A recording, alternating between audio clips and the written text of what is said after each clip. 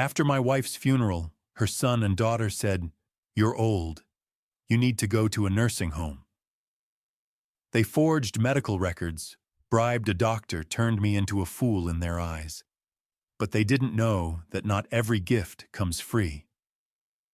Later we met in court. My lawyer said one sentence that made them panic with pale faces, and I knew it was time to teach them a proper lesson. Thank you for being here. Before we continue, tell me, where are you watching from? Drop your city or country in the comments so I know who's listening. Quick note, this story is fictional, blending real emotion with creative elements to explore deeper truths. The insights shared, they're meant to make you think. The call came on a Tuesday afternoon in January, right when I was brewing my second cup of coffee. I remember because the mug, Susan's favorite, the one with the faded University of Colorado logo, was still warm in my hand when my phone buzzed. The number wasn't saved, but the area code was local. Boulder. I almost didn't answer. "Mr. Lawson." The voice was careful, measured. "This is Michael Brennan. I'm an attorney here in Boulder. Do you have a moment?" Attorneys don't call out of the blue with good news. "I'm listening," I said. "Mr. Lawson, I need to inform you that your stepson, Trevor Crawford, recently approached my firm seeking legal representation. He wanted me to file conservatorship papers on your behalf. He claims you're suffering from early onset dementia and are no longer capable of managing your own affairs." The words hit like a slap. I gripped the counter. "Dementia?" My voice was flat. "I don't have dementia." "I know," Brennan said quietly. "That's why I'm calling you." He explained that Trevor had brought medical records signed by a Dr. Marcus Hayes, claiming I'd been diagnosed with cognitive decline, forgetfulness, confusion, inability to handle finances. But Brennan had reviewed the documents, and something didn't sit right. The dates were inconsistent. There was no imaging, no secondary verification. So he did what any ethical lawyer would do. He called me directly. "Mr. Lawson, I don't know what's going on in your family, but I want you to know I didn't take the case. I told your stepson I couldn't help him, and I'm advising you to be very careful." I thanked him.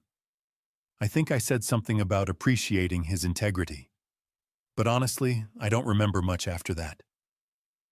I hung up and stood there in my kitchen, the same kitchen where Susan used to make her terrible pancakes every Sunday morning, and felt the ground shift. Trevor, the young man who'd shaken my hand at our wedding rehearsal dinner and said, "Thanks for making my mom happy again." The guy I'd helped move into his first apartment in Charlotte, hauling boxes up 3 flights of stairs in August heat. The one who'd called me Kenneth for 2 years, until one Thanksgiving, after a few beers, he slipped and said "Dad," without even realizing it. And Courtney. 19 when I married her mother, angry and convinced no one could replace her father. I didn't try. I just showed up. Paid for her wedding when she married Derek. Co-signed her business loan when she wanted to try real estate. Listened when she called crying about her miscarriages. They weren't mine by blood, but I'd loved them because Susan loved them. After she died, I thought they'd loved me back. I was wrong. I sank into the old leather chair by the window and stared out at the snow-dusted flatirons. Susan had been gone for 2 years now. 2 years since her heart gave out on a quiet April morning. 2 years since I held her hand in the hospital and watched the light leave. We'd had 20 good years. Not perfect, no marriage is, but solid. Built on trust and laughter and the shared understanding that we were better together than apart. Susan had been 52 when I met her at a Chamber of Commerce mixer in 2003. Recently divorced, raising 2 kids on her own, working 60-hour weeks, managing a credit union branch. I was 43, running my small manufacturing business, convinced I'd missed my window for family life. But Susan made you believe in second chances. We married in 2005 at the Boulder courthouse. Trevor was 22 then, fresh out of CU with a marketing degree and a job in Charlotte. Courtney was 19, bouncing between community college and retail jobs. They were polite to me, respectful. But I knew I'd never replace their father, and I didn't try. I just tried to be there. Consistent, reliable. And after Susan died, they showed up too for about 3 weeks. Then the calls stopped. The visits dried up. I told myself they were grieving, that everyone processes loss differently. But now this. I walked to Susan's study, her small sanctuary untouched since her death. Her reading glasses still sat on the desk, folded next to unread magazines. I picked up the frame on the corner, our wedding photo. Susan in her cream dress, me in my only good suit, both of us grinning like idiots. "They're coming after everything you left me," I whispered. The house was silent except for the furnace humming and a neighbor's dog barking in the distance. I thought about Susan's estate. She'd been smart with money, smarter than me. Over 20 years, she'd built a solid portfolio. When she died, everything came to me. The house here in Boulder worth over $1 million. The cabin in Netherlands. The savings investments, life insurance. Close to $9 million total. I never asked for it. I'd have traded every penny to have her back. But Trevor and Courtney, they saw dollar signs. An old man living alone with no kids of his own. An easy target. And they'd gotten desperate enough to forge medical records. My hands were shaking. I pulled out my phone. Gregory Sutton. My attorney for 15 years, he'd handled Susan's estate planning, helped us with a property dispute in 2019, always shot straight with me. I called. He picked up on the second ring. "Kenneth, good to hear from you. How are you holding up?" "Greg, I need your help. Something's happened." "What's going on?" I told him everything. Brennan's call, Trevor's conservatorship attempt, the fake medical records, the realization that Susan's children were plotting to take everything. Long silence. Then Greg said very quietly, "Kenneth, we need to meet. Tomorrow morning. First thing." "Okay." "And Kenneth," his voice hardened, "don't talk to Trevor or Courtney. Don't answer their calls. Don't give them anything. If they're doing what you think they're doing, this is elder abuse, and we're going to stop them." I nodded even though he couldn't see me. "I'll be there." I hung up and sat back in Susan's chair, staring at the photo on her desk. Outside, the winter sun was setting behind the Rockies, painting the sky in shades of orange and pink. I looked at Susan's face in that photograph, her smile, her eyes full of light, and made her a promise. "I'll fight them, Susan," I whispered. "I swear. I'll fight." I didn't sleep much that night. By dawn, I was already on the road to Denver. Greg Sutton's office sat on the 16th floor of a glass tower downtown. His assistant waved me through without a word. She knew why I was here. Greg stood when I entered, hand extended.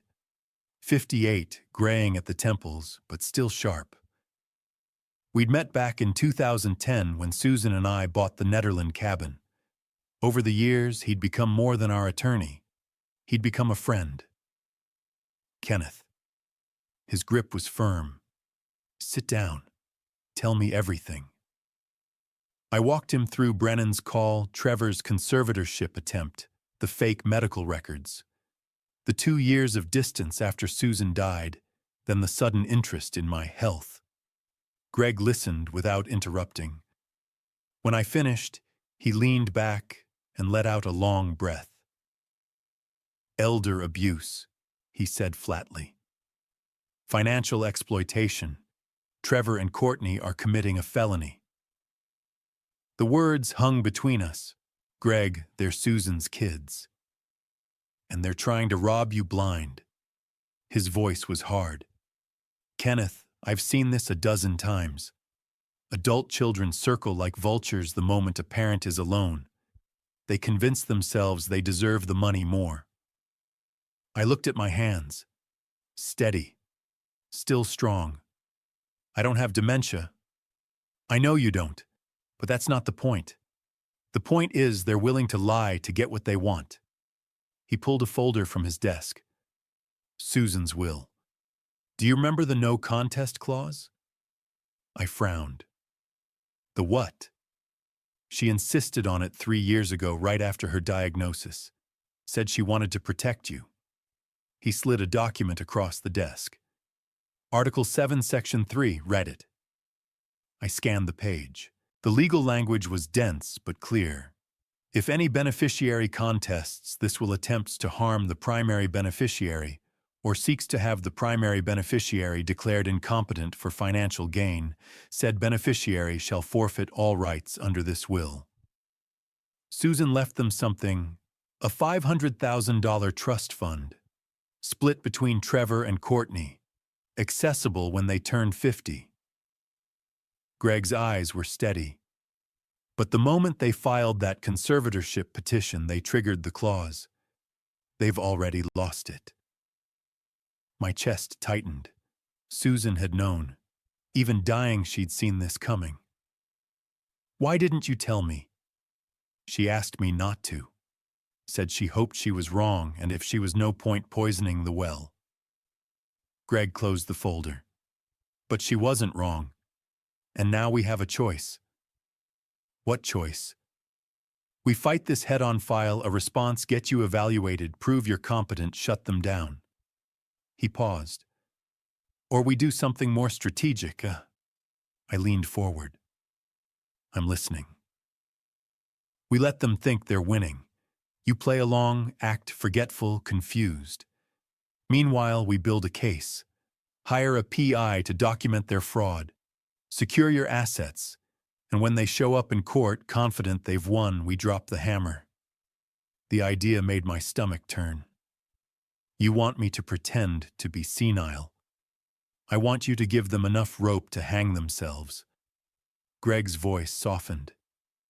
If we go after them now, they'll deny everything. But if we let them commit, let them dig deeper, we prove intent. Conspiracy, fraud. Not just stop them, but destroy them.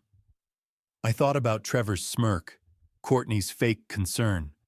How long? 3 months, maybe 4. We hire the PI tonight, protect your assets within 2 weeks. Let them make their move.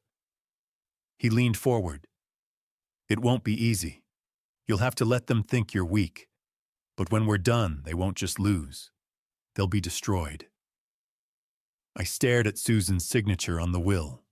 Neat and precise. And what if they move faster?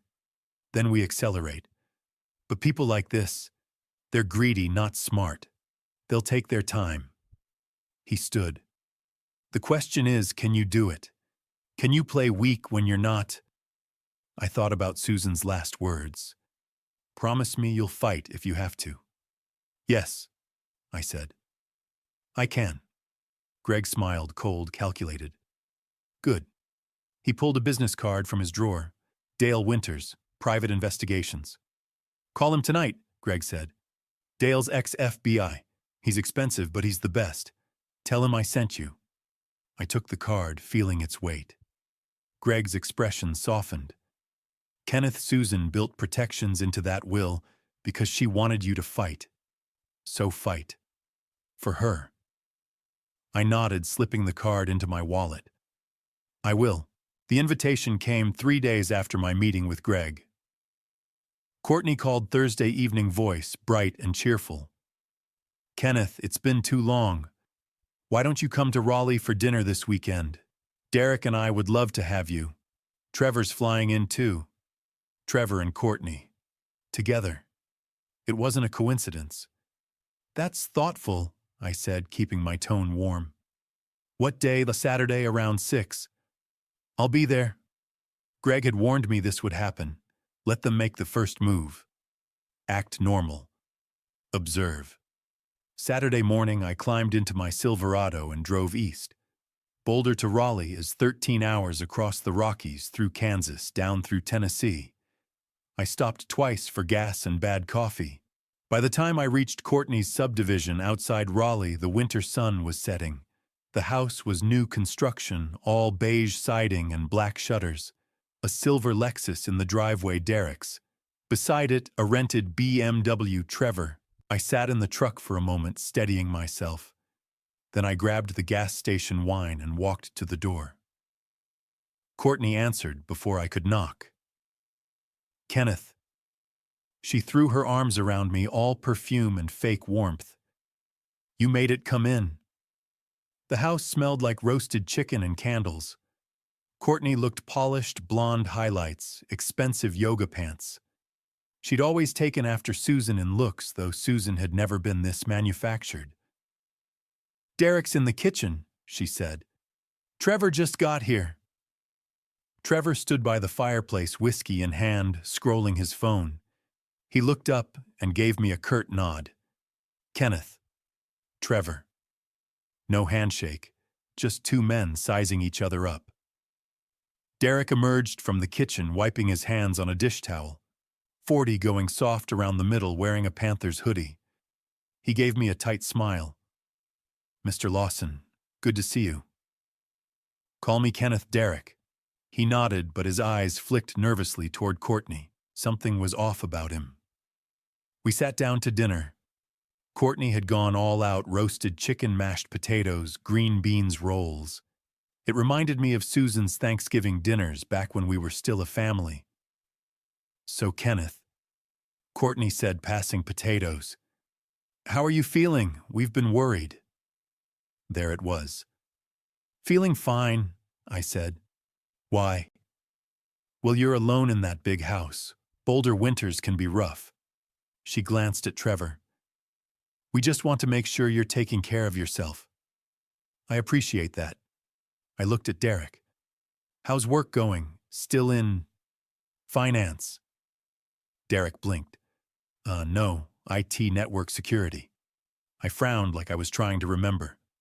"Right. IT, Susan always said I was terrible with details." Courtney's eyes lit up. Trevor leaned back, watching. "It happens," Courtney said gently. "Memory gets fuzzy." I nodded. "I suppose it does." The rest of dinner was more of the same. Courtney asked about my daily routine. Trevor asked if I was keeping up with bills. They were fishing, building a case. And I let them.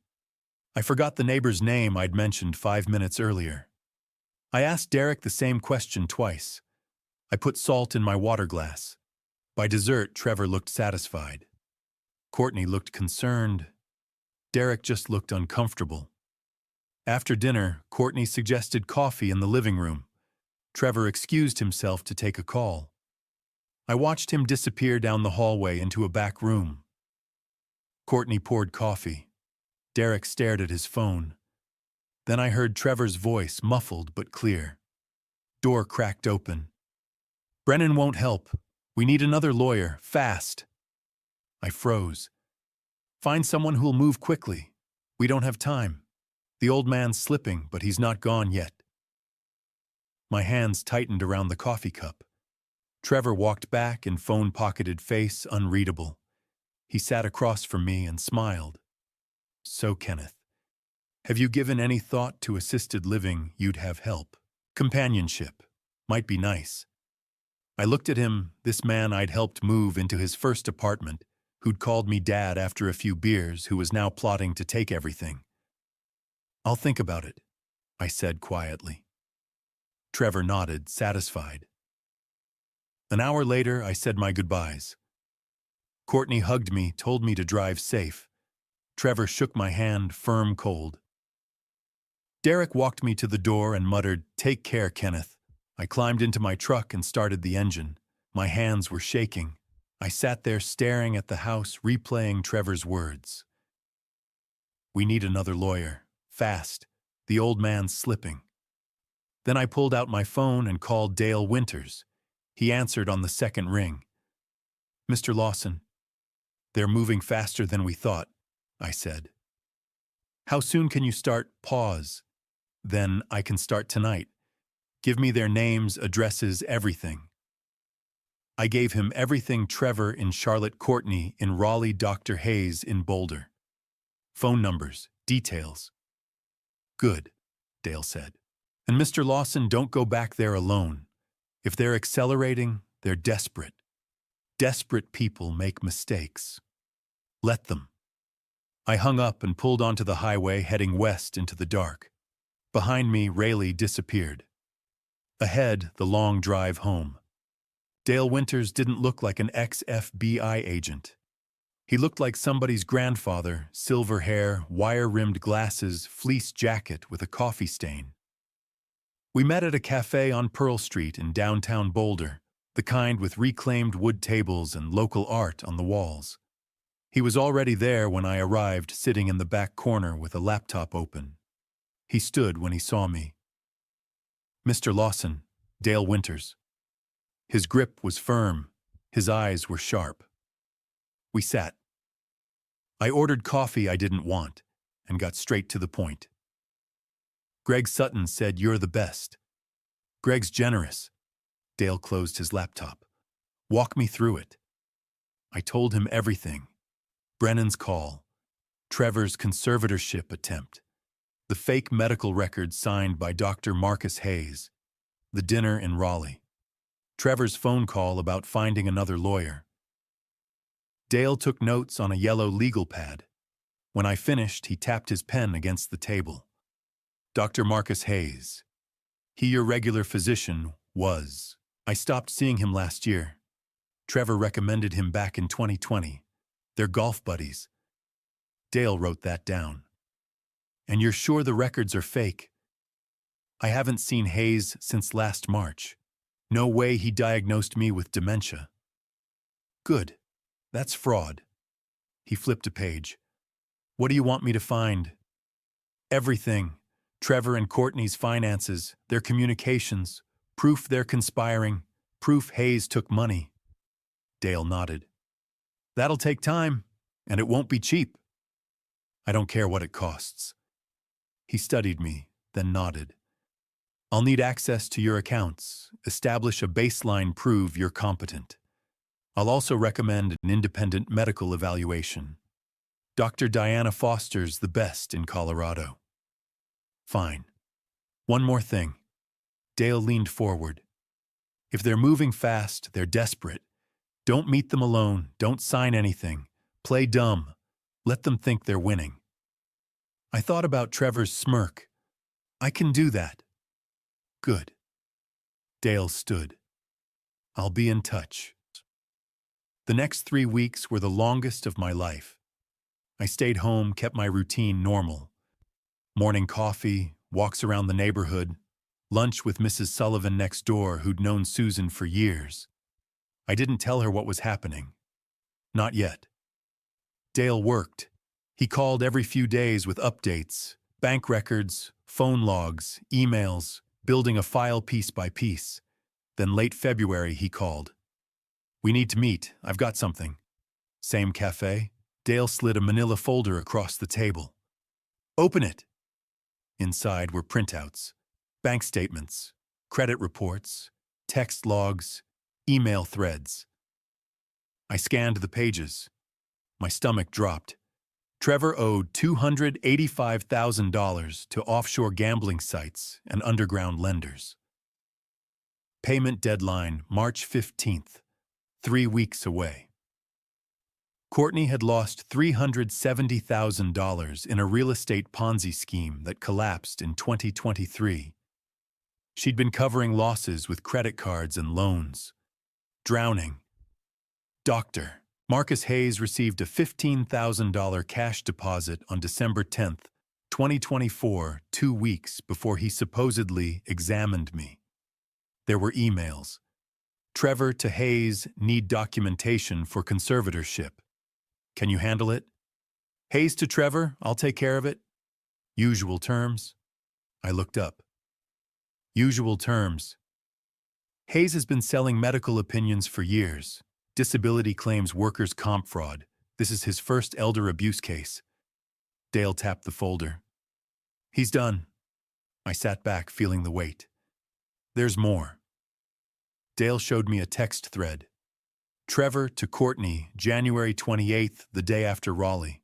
Once we get control, we sell the Boulder house and cabin first. Split the cash. Kenneth won't know what hit him. My hands tightened. Dale's voice was quiet. They're planning to liquidate your assets within 90 days of getting conservatorship. I closed the folder. What now? Dale smiled, cold satisfied. Now we take this to Sutton. 2 days later, I was back in Greg's Denver office. Dale had sent the file ahead. Greg had it spread across his desk. He looked up when I walked in, grinning. Kenneth, this is beautiful. Fraud, conspiracy, bribery, elder abuse. They're finished. I sat down heavily. What's next? Next, we secure your assets so they can't touch them. Then we let them walk into court thinking they've won. Greg's grin widened. What's the fun part? I looked at him. What's the fun part? Time for phase 2. While Dale was digging into Trevor and Courtney's finances, Greg and I were building something else. A trap. It started with a question Greg asked during our second meeting in Denver mid-February. Kenneth, how much do you actually need to live on? I blinked. What do you mean? If we strip away everything Trevor and Courtney want, the house, the cabin, how much do you need for the rest of your life? I thought about it. Social Security, my pension, some savings, maybe $2 million comfortably. Greg leaned back. You're sitting on nearly $9 million. Susan's estate, the Boulder house, the Netherland cabin, her investments, life insurance. It's all yours. I know. So here's what we're going to do. He pulled out a legal pad. We're going to make them think they're getting exactly what they want. But what they're actually getting is a financial nightmare. He explained the plan. Elegant, brutal, perfectly legal. Colorado law allows something called a gift deed, transferring property without compensation. Crucially, the recipient doesn't have to sign it. If properly notarized and recorded, it's binding. So I can just give them the house and cabin, not just the properties, Greg said. The properties with massive mortgages attached, mortgages that exceed their value. I stared. How? You take out new loans against both properties, big ones. Then you transfer the deeds to Trevor and Courtney. They inherit the real estate and all the debt. My chest tightened. That's legal. Perfectly. You own them. You can borrow against your own property and gift it to anyone. He smiled. They'll own 2 beautiful properties and owe more than they're worth. They'll be underwater. Deeply. And my liquid assets? We move them into an irrevocable trust. Lawson Holdings, LLC, you're the trustee, but the assets are protected. Trevor and Courtney can't touch them even with conservatorship. We've got time. Barely. But yes. Greg leaned forward. This'll take 3 weeks. It'll be tight. But if we move fast, we can lock everything down before they file. I thought about Susan. The no contest clause. The way she'd been 10 steps ahead, even dying. Let's do it. Over the next 3 weeks, I became very familiar with banks and title companies. First, the mortgages. I walked into First Mountain Bank in Boulder and applied for a home equity loan on the Boulder house. Property value $1.05 million. I borrowed $1.48 million. The loan officer blinked. Mr. Lawson, that's more than the appraised value. I'm using additional business assets as collateral, I said, sliding over documents Greg had prepared.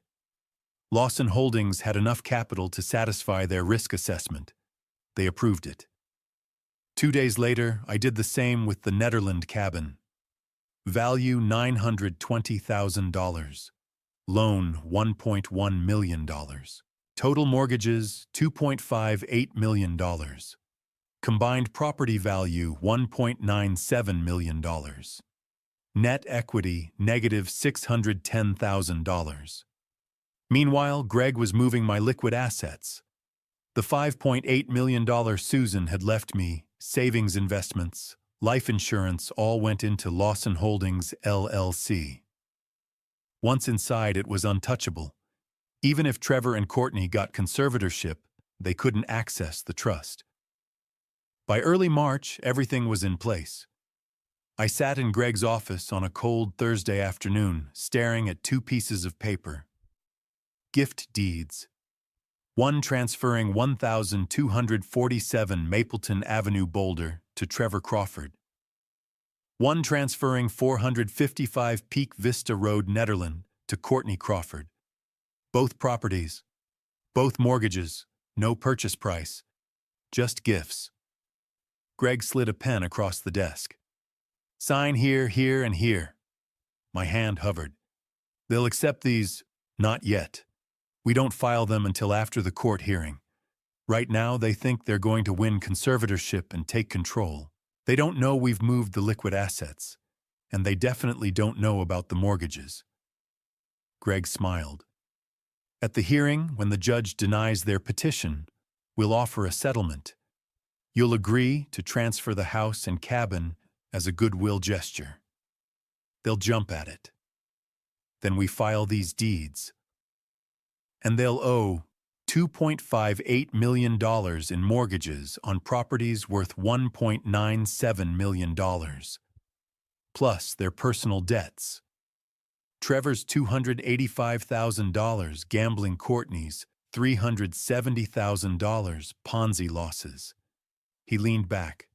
They'll be ruined. I picked up the pen. My hand was steady. I signed. Greg took the deeds and locked them in his safe. They'll think they've won, he said quietly. Then we'll file these. I looked at the closed safe, feeling something dark settle in my chest. Not satisfaction, resolve. Susan would call this poetic justice, I said. Greg nodded. Susan was a smart woman. I stood to leave. At the door, I turned back. Greg, when this is over, when they realize what they've done, they're going to hate me. He met my eyes. Kenneth, they already hate you. They just haven't admitted it yet. I drove home in silence, the weight pressing down. Somewhere in Charlotte, Trevor was planning his next move. Somewhere in Raleigh, Courtney was checking her bank account. Neither knew what was coming. Late February. I sat in a medical office in downtown Denver filling out paperwork I never thought I'd need. The walls were covered with diplomas and certifications. Dr. Diana Foster, M.D. Geriatric Neurology, Johns Hopkins Harvard Medical School. Dale had recommended her. She's the best, he'd said, and she doesn't suffer fools. The door opened. Dr. Foster walked in mid-40s, dark hair pulled back in a tight bun, sharp eyes behind frameless glasses. She shook my hand firmly. Mr. Lawson, I understand you need an independent cognitive evaluation. Yes. Good. Let's get started. For the next 2 hours, she put me through every test imaginable. Memory recall, pattern recognition, problem solving. She showed me lists of words and asked me to repeat them 5 minutes later. She had me draw clocks, count backward from 100 by sevens, name the last 5 presidents. I answered every question correctly. Then came the MRI. I lay in the machine for 40 minutes, listening to the rhythmic thumping, staring at the white ceiling, thinking about Susan, about Trevor and Courtney, about how it had come to this. Afterward, Dr. Foster sat across from me in her office, a thick file open on her desk. Mr. Lawson, you scored 30 out of 30 on the MMSE, the Mini Mental State Examination. That's perfect. Your MRI shows no abnormalities, no atrophy, no signs of dementia, Alzheimer's, or any cognitive decline whatsoever. She looked up. You are one of the mentally sharpest 65-year-olds I've evaluated. Relief washed over me. So there's no question, none. She pulled out another set of papers, Dr. Hayes's records. Her expression darkened. But these are fabricated. There's no imaging. The dates are inconsistent. No secondary verification. Whoever signed these committed fraud. Dr. Marcus Hayes. He's a friend of my stepson. Her jaw tightened. Then Dr. Hayes is going to lose his license, and your stepson is going to face criminal charges. She handed me a notarized report. This is my official evaluation. It states unequivocally that you are fully competent to manage your own affairs. No conservatorship is warranted or justified. I took the report, hands trembling slightly. Dr. Foster, thank you. She leaned forward, her voice quiet but fierce. Mr. Lawson, your stepchildren are trying to steal your life. Don't let them. Fight. I nodded. I will. That evening, Dale called with more news. Kenneth, I've been monitoring Courtney's communications. There's a crack forming. What kind of crack? Her husband, Derek. He's pressuring her to back out. He doesn't want to be complicit in fraud. I intercepted an email he sent her 2 days ago. He said, "This is wrong, Courtney. Your stepdad doesn't have dementia, and you know it. If you go through with this, I'm filing for divorce."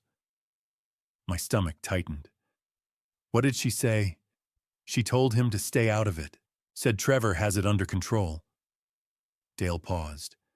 But she's scared, Kenneth. Derek's threat rattled her. She's the weak link. If we push her the right way at the hearing, she might crack. I thought about Courtney at that dinner in Raleigh. The fake sweetness. The nervous glances at Trevor. She's always been afraid of disappointing him, I said.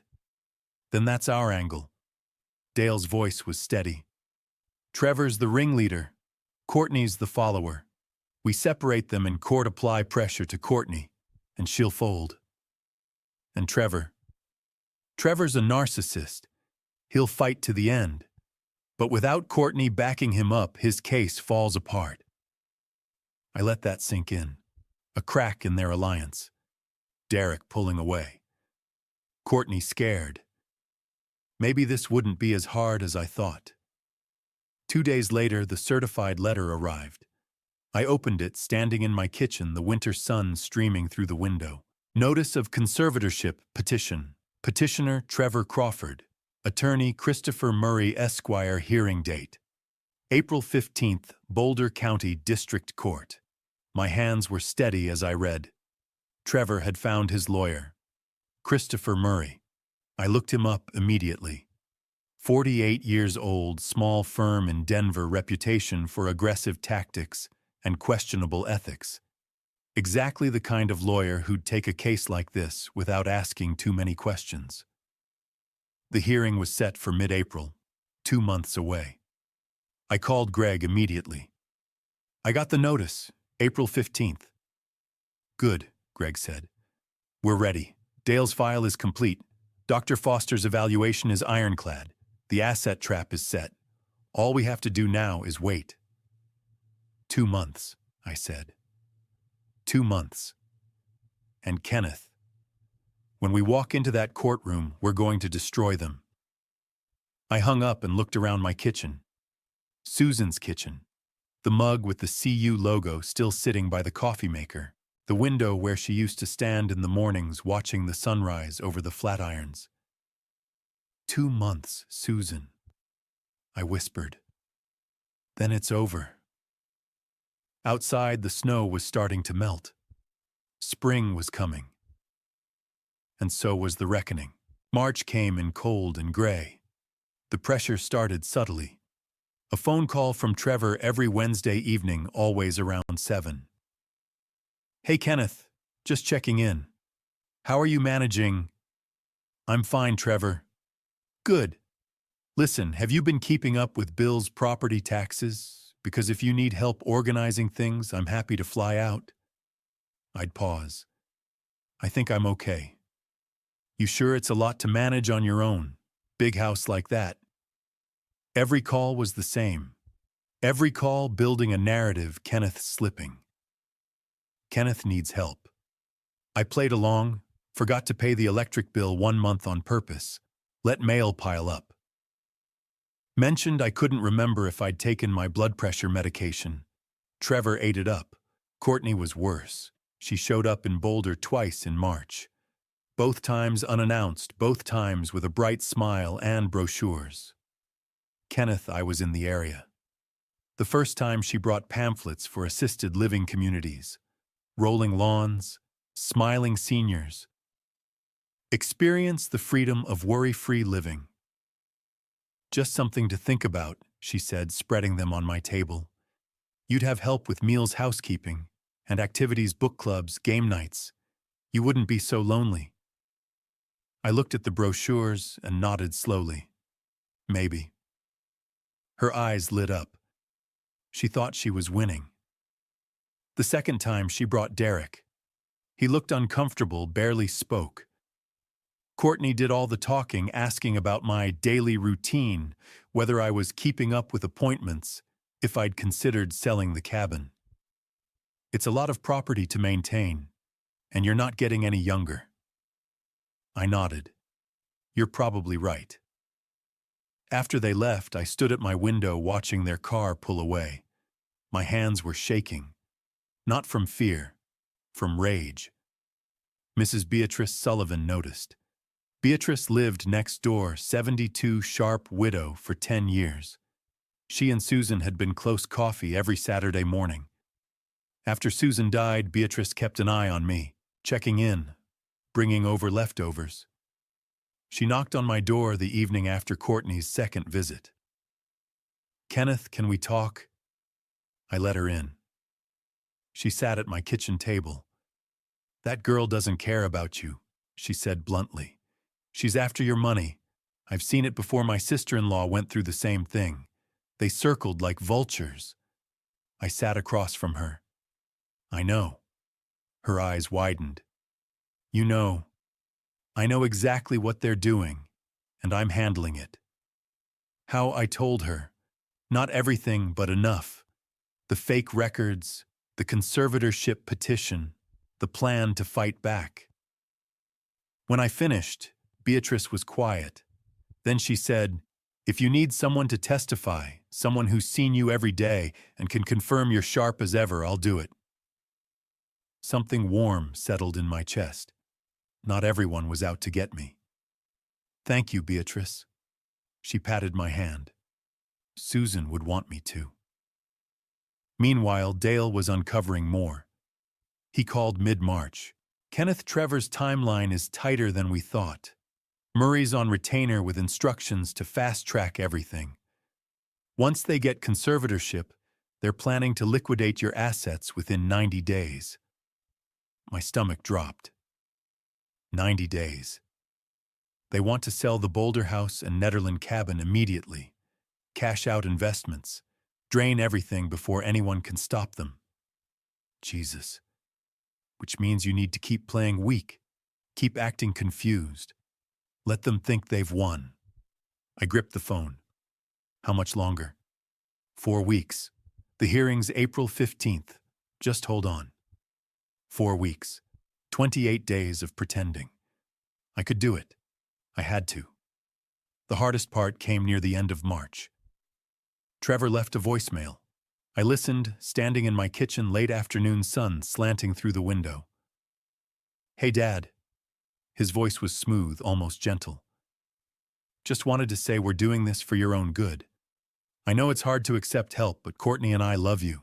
We want to make sure you're safe. You'll thank us later.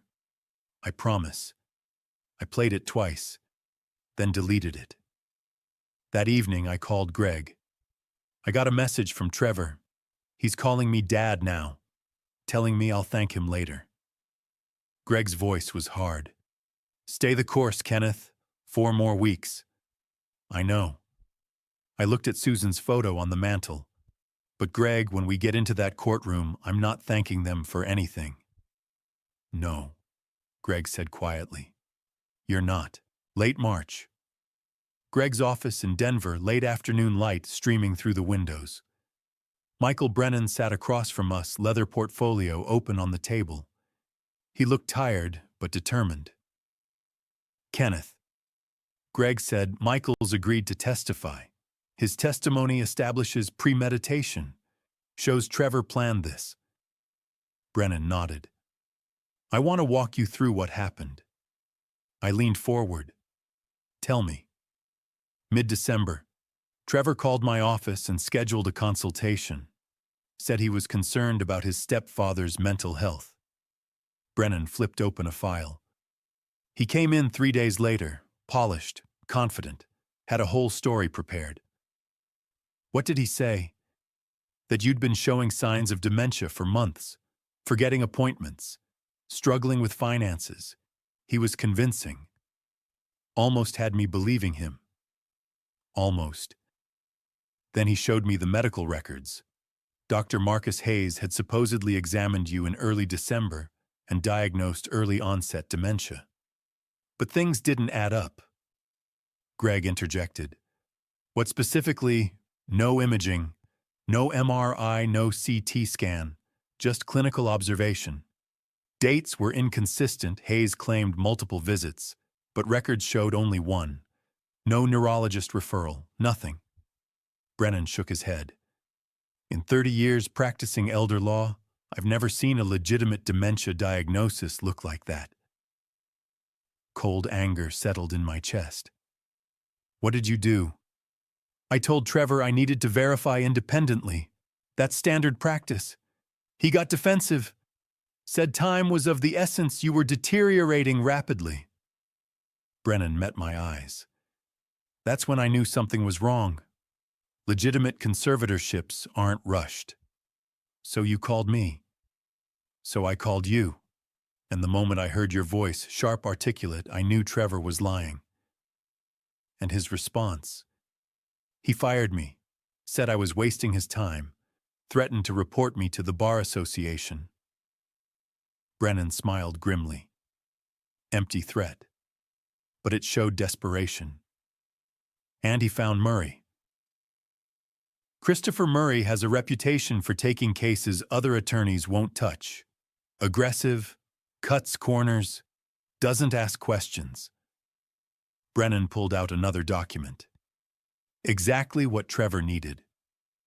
I looked at the timeline Greg had laid out on the table. Mid-December, Trevor's consultation. 3 days later, meeting with fake records. Week after that, Brennan calls me. Early January, Trevor hires Murray.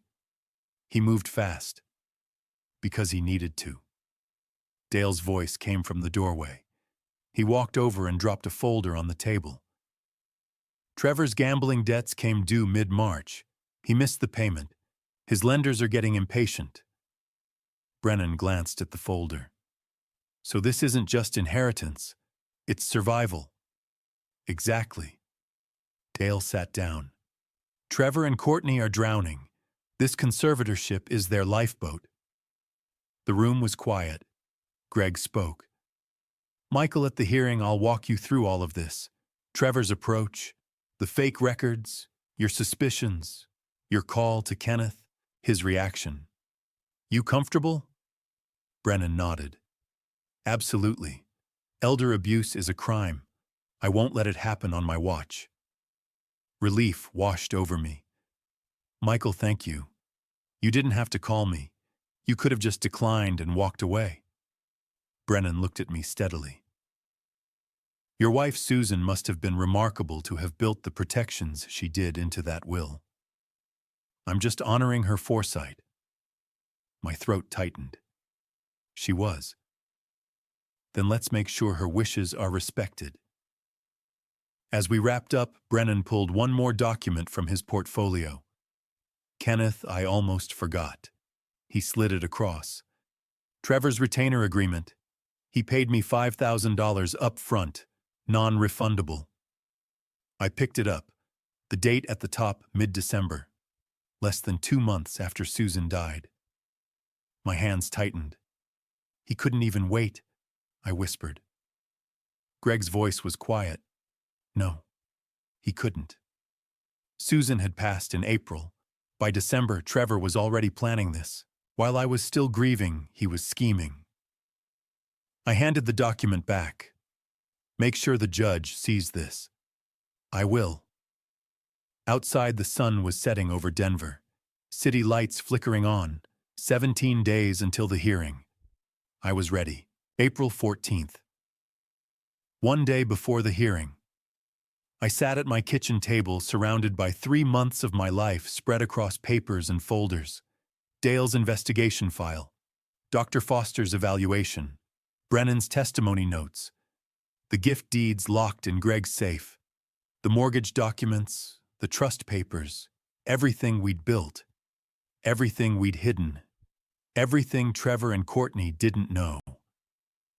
Outside, the April sun was setting over the Flatirons, painting the rocks gold and purple. Spring had come to Boulder. The snow had melted. Life was returning. Tomorrow, I'd walk into that courtroom and fight for mine. My phone buzzed. Greg. Kenneth, how are you holding up? I looked at the papers. I'm ready. Good. Everything's in place. Dale's got his evidence. Dr. Foster's report is filed. Brennan's testimony is locked down. Mrs. Sullivan is ready. Murray has no idea what's coming. And the gift deeds, in my briefcase. We'll present them after the judge denies the conservatorship. Trevor and Courtney will jump at it. I could hear the satisfaction in his voice. Get some rest, Greg said. Tomorrow's going to be long, but Kenneth, we're going to win this. I know. After I hung up, I sat staring at Susan's photo on the mantel. 2 years she'd been gone, and tomorrow I'd be fighting the battle she'd seen coming. I walked down the hallway to her study. I hadn't spent much time here since she died. Everything was exactly as she'd left it. Her books, her reading glasses, the faint scent of lavender.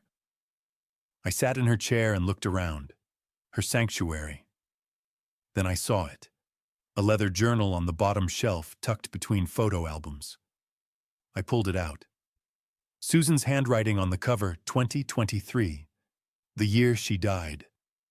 My hands trembled as I opened it. The entries were sporadic. I flipped through January, February. Then I found it. March, 1 month before she died. The handwriting was shakier. She'd been sick by then. March 12th, 2023.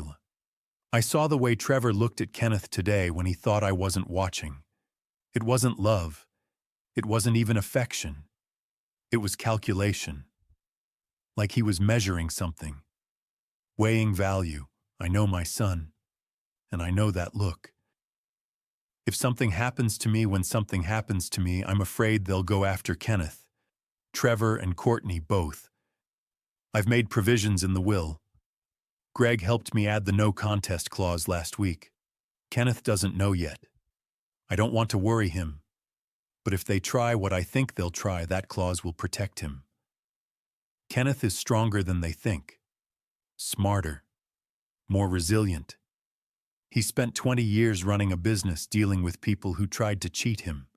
He knows how people work. If they come after him, he'll fight. I just hope I'm wrong about them. I hope they'll honor what we built. Honor him, but I don't think they will. I closed the journal, tears streaming down my face. She'd known. A year before it happened, she'd seen it coming. While I was taking care of her, making sure she was comfortable, she was protecting me. I'll make you proud, Susan, I whispered. I sat there until the sun went down and the room was dark except for streetlight through the window. Then I stood, placed the journal back, and walked out. I tried to sleep that night. Lay in bed staring at the ceiling, going over tomorrow. The courtroom, the judge, Trevor and Courtney confident they'd already won. Then Dale's testimony, Dr. Foster's report, Brennan's account, Mrs. Sullivan's observations, and finally, my turn to speak. I didn't sleep much. When dawn broke, I got up, showered, and dressed in my only suit, the same one I'd worn to Susan's funeral. Navy blue, slightly worn at the elbows. Good enough.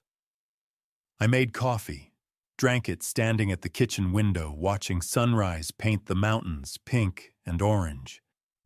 Then I got in my truck and drove to the Boulder County Courthouse. The building was gray stone, imposing with wide steps. I parked across the street and sat for a moment, hands on the wheel. Then I saw them. Trevor and Courtney stood on the courthouse steps with Christopher Murray between them. Trevor wore a charcoal suit, looking every inch the successful executive. Courtney wore a black dress, pearls at her neck, playing the concerned daughter. Murray had a leather briefcase and an expensive watch. They were talking heads close, confident, ready. Then Trevor looked up and saw me. He smiled, not friendly, victorious, like he'd already won. I got out of my truck, locked the door, and walked across the street. As I climbed the steps, Trevor stepped forward, hand extended. "Kenneth, glad you made it." I looked at his hand, then at his face. Then I walked past him without a word. Behind me, I heard Courtney's nervous laugh. "He's just stressed. It's a big day." I pulled open the courthouse door and stepped inside. The battle had begun. April 15th, 10 o'clock in the morning. The courtroom was smaller than I'd imagined. Pale wood paneling, fluorescent lights, rows of benches like church pews. At the front, an American flag beside the Colorado state flag. And behind the bench, Judge Maria Hendricks. She was 60, gray hair, pulled back in a severe bun, reading glasses perched on her nose. 20 years on the bench, Greg had told me. Fair. No nonsense. I sat at the defendant's table, Greg beside me, calm. Dale was in the gallery behind us, along with Mrs. Sullivan. Across the aisle, Trevor and Courtney sat behind Christopher Murray. Trevor wore his charcoal suit, face carefully neutral. Courtney kept glancing at me, then looking away. Derek wasn't there. He'd filed for separation 2 weeks ago. Judge Hendricks looked up from her papers. "This is the matter of the petition for conservatorship of Kenneth Lawson. Mr. Murray, you're representing the petitioners." Murray stood. "Yes, Your Honor. Christopher Murray for Trevor Crawford and Courtney Crawford." "And Mr. Sutton for the respondent," Greg stood. "Gregory Sutton for Kenneth Lawson, Your Honor." "Proceed, Mr. Murray." Murray walked to the center, hands clasped, confident. "Your Honor, Kenneth Lawson is a 65-year-old widower living alone in Boulder. Over the past year, he has exhibited clear signs of cognitive decline, memory loss, confusion, inability to manage finances. His stepchildren are here today out of love and concern for his welfare." I watched Trevor's face. Solemn, concerned, perfect acting. "We have medical evidence from Dr. Marcus Hayes confirming Mr. Lawson's diagnosis of early-onset dementia." Murray held up a folder. "Dr. Hayes examined Mr. Lawson in December and documented significant cognitive impairment." He handed the folder to the bailiff. Judge Hendricks flipped through it, expression unreadable. Murray continued. "We're not here to take anything. We're here to protect him, to ensure he receives the care he needs." He sat down. Trevor whispered something to him. Murray nodded. Judge Hendricks looked at Greg. "Mr. Sutton." Greg stood slowly. Didn't walk to center. Just stood at our table. "Your Honor, this petition is a fraud, motivated not by concern, but by greed. Trevor Crawford and Courtney Crawford are attempting to seize control of Mr. Lawson's substantial estate valued at nearly $9 million by falsely claiming he's incompetent." His voice was calm, deadly. "Mr. Lawson is fully capable. He has been independently evaluated by Dr. Diana Foster, one of Colorado's leading geriatric neurologists, who found zero evidence of cognitive decline. And we will prove the medical records submitted are fabricated." A murmur rippled through the courtroom. Trevor's jaw tightened. Judge Hendricks raised an eyebrow. "That's a serious allegation, Mr. Sutton." It's a serious case, Your Honor. She looked at Murray. Mr. Murray, present your medical evidence. Yes, Your Honor. I call Dr. Marcus Hayes. Hayes walked to the witness stand. 52, graying blue button-down and khakis. Nervous. The bailiff swore him in. Murray approached. Dr. Hayes, describe your relationship with Kenneth Lawson. I was his primary care physician from 2020 until last year. Did you examine Mr. Lawson in December? Hayes glanced at Trevor. Yes. December 5th. What did you observe? Memory loss, confusion, difficulty following conversations. He struggled to recall recent events. Based on clinical observation, I diagnosed early-onset dementia. And you documented this? Yes. Murray nodded. No further questions. Judge Hendricks looked at Greg. Cross-examination. Greg stood and walked slowly toward the stand. Didn't say anything, just looked at Hayes. Let the silence stretch.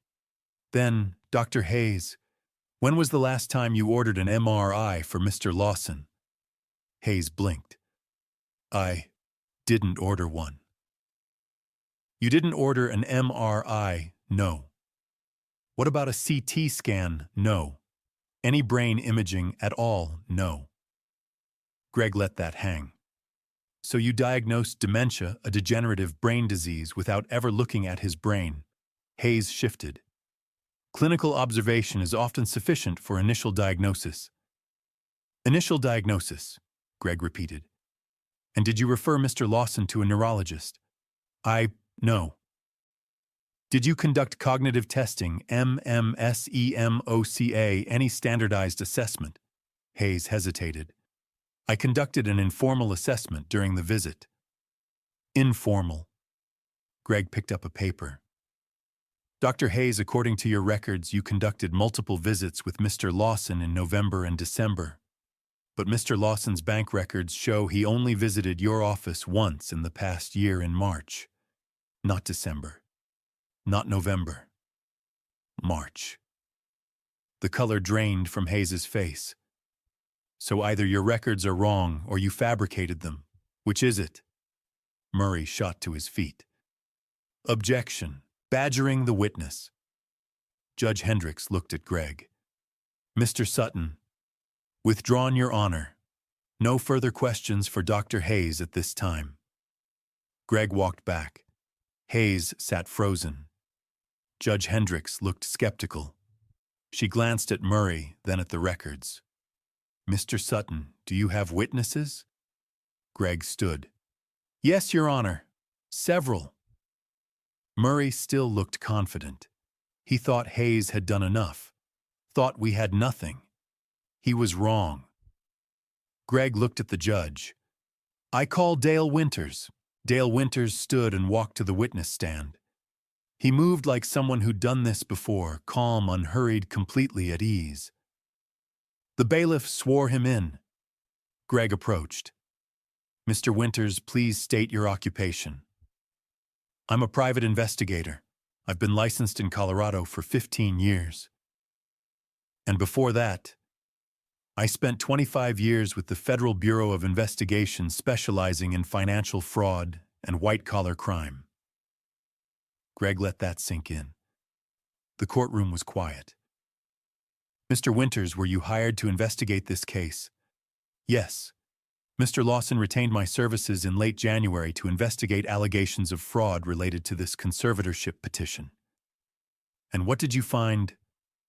Dale opened a folder on his lap. I found evidence of conspiracy, fraud, bribery, and elder abuse. Murray half stood. Objection, that's inflammatory. Judge Hendricks held up a hand. Overruled. Mr. Winters is qualified to assess evidence of fraud. Continue. Dale nodded. Let me walk through it chronologically. He pulled out the first document. On December 10th, Dr. Marcus Hayes received a cash deposit of $15,000 into his personal checking account. The deposit was made at a Wells Fargo branch in downtown Boulder. Surveillance footage shows Trevor Crawford making the deposit. He slid a photo across to the bailiff who handed it to the judge. It showed Trevor at a bank counter, clear as day. 2 weeks later, on December 23rd, Dr. Hayes signed medical records diagnosing Mr. Lawson with early-onset dementia. Records Mr. Lawson testified earlier were fabricated, as he had not seen Dr. Hayes since March. Dale pulled out more documents. I also obtained email correspondence between Trevor Crawford and Dr. Hayes. On December 8th, Trevor wrote, "Need documentation for conservatorship. Can you handle it?" Dr. Hayes replied, "I'll take care of it. Usual terms." He looked up. Usual terms. This wasn't the first time Dr. Hayes had sold medical opinions. The courtroom was completely silent now. Everyone was listening. Dale continued, "I also investigated the financial situations of both petitioners. Trevor Crawford owes $285,000 to offshore gambling sites and underground lenders. Payment was due March 15th. He missed it. The lenders are threatening legal action." He pulled out credit reports. Courtney Crawford lost $370,000 in a real estate Ponzi scheme that collapsed. She's been covering the losses with credit cards and personal loans. She's drowning. I watched Courtney. She was crying now, quietly, shoulders shaking. Derek wasn't there to comfort her. "These debts provide clear motive," Dale said. "Both petitioners are facing financial ruin. Mr. Lawson's estate is valued at approximately $9 million. If they obtained conservatorship, they would have access to those funds within 90 days. 90 days, Greg repeated. Yes. I intercepted communications showing they planned to liquidate Mr. Lawson's assets immediately upon gaining control. Dale pulled out a printed text message. This is from Trevor Crawford to Courtney Crawford, dated January 28th. It reads, "Once we get control, we sell the Boulder house and cabin first. Split the cash. Kenneth won't know what hit him." Gasps rippled through the courtroom. Trevor's face had gone white. He leaned over to whisper urgently to Murray, but Murray just stared at the text message Dale had handed to the judge. Greg walked back to our table, then turned. "Mr. Winters, you mentioned Dr. Hayes's records were fabricated. Can you explain?" "Yes. I had a digital forensics expert examine the medical records submitted to this court. The metadata, the computer data embedded in the files, shows they were created on December 15th, but the records themselves are dated December 5th, 10 days earlier." He let that hang in the air. Someone created these documents and backdated them. That's fraud. Greg nodded. "And the surveillance footage of the cash deposit, you're certain it was Trevor Crawford?" "Positive. I also have testimony from the bank teller who processed the transaction. She identified Trevor from a photo lineup." Murray finally found his voice. "Your Honor, this is hearsay."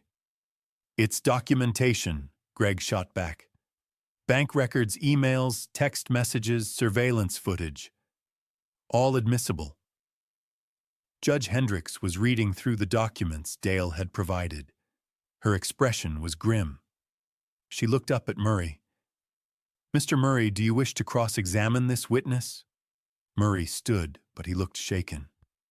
"Mr. Winters, isn't it possible that Mr. Crawford paid Dr. Hayes for legitimate medical services? $15,000 in cash for a routine exam." Dale's tone was flat. "No, that's not legitimate. That's a bribe. And these text messages, couldn't they be taken out of context? The context is clear. Once we get control, sell everything, split the cash.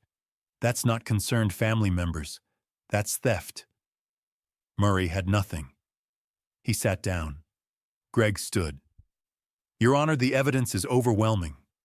Trevor Crawford and Courtney Crawford conspired to defraud Kenneth Lawson using fabricated medical records, a bribed physician, and a coordinated plan to liquidate his assets. This is elder abuse. It's also criminal. Trevor was staring at the table, now jaw clenched. Courtney was still crying. In the gallery, Mrs. Sullivan was shaking her head.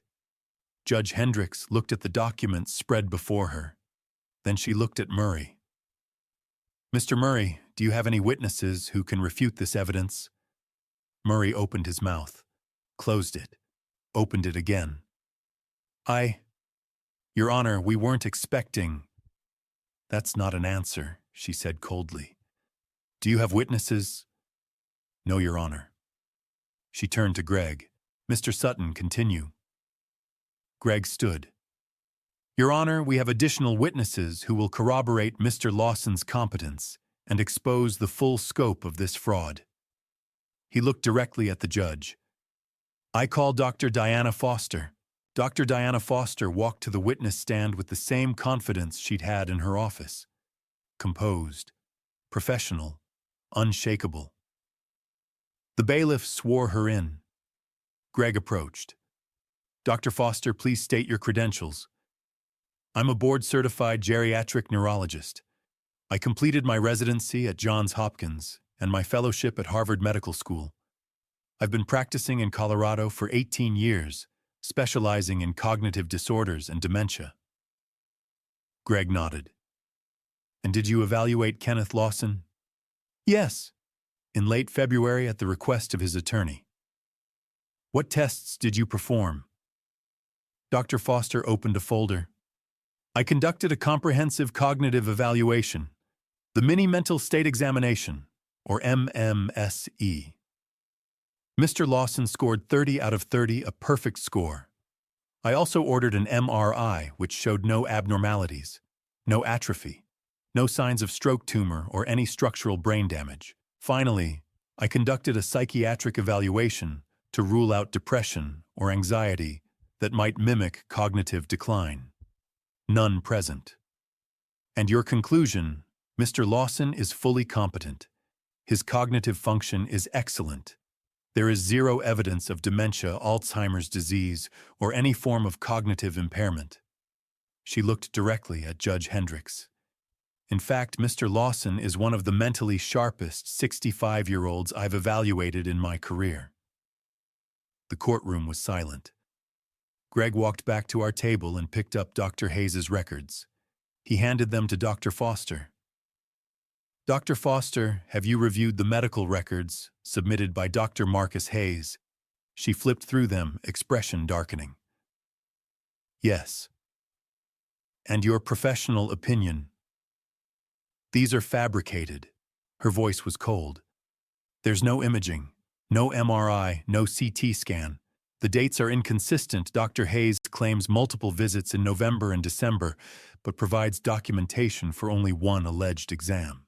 There's no neurologist referral, which is standard practice for any dementia diagnosis, and there's no standardized cognitive testing." She closed the folder. "Whoever signed these records violated medical ethics and possibly state law. This is fraud." The word hung in the air like a hammer blow. Greg let the silence stretch. Then, "Dr. Foster, is it possible Mr. Lawson could have dementia despite your evaluation?" "No. Dementia leaves physical evidence in the brain. Mr. Lawson's MRI is clean. His cognitive function is perfect. If he had dementia, I would have found it." "And Dr. Hayes's diagnosis, baseless, unethical, and dangerous." Judge Hendricks leaned forward. "Dr. Foster, in your expert opinion, does Mr. Lawson require a conservator?" Dr. Foster met her eyes. "Absolutely not. Mr. Lawson is fully capable of managing his own affairs. He doesn't need a conservator. He needs protection from the people trying to exploit him." The judge nodded slowly. She looked at Murray. "Mr. Murray, do you wish to cross-examine?" Murray stood. He looked like a man drowning. "Dr. Foster, isn't it possible that Mr. Lawson performed well on your tests because he was having a good day, that his condition fluctuates?" "Dementia doesn't work that way." she said flatly. You don't score a perfect 30 on the MMSE if you have cognitive impairment. You don't have a clean MRI if your brain is deteriorating. This isn't a matter of good days and bad days. Mr. Lawson is healthy. But Dr. Hayes is a licensed physician.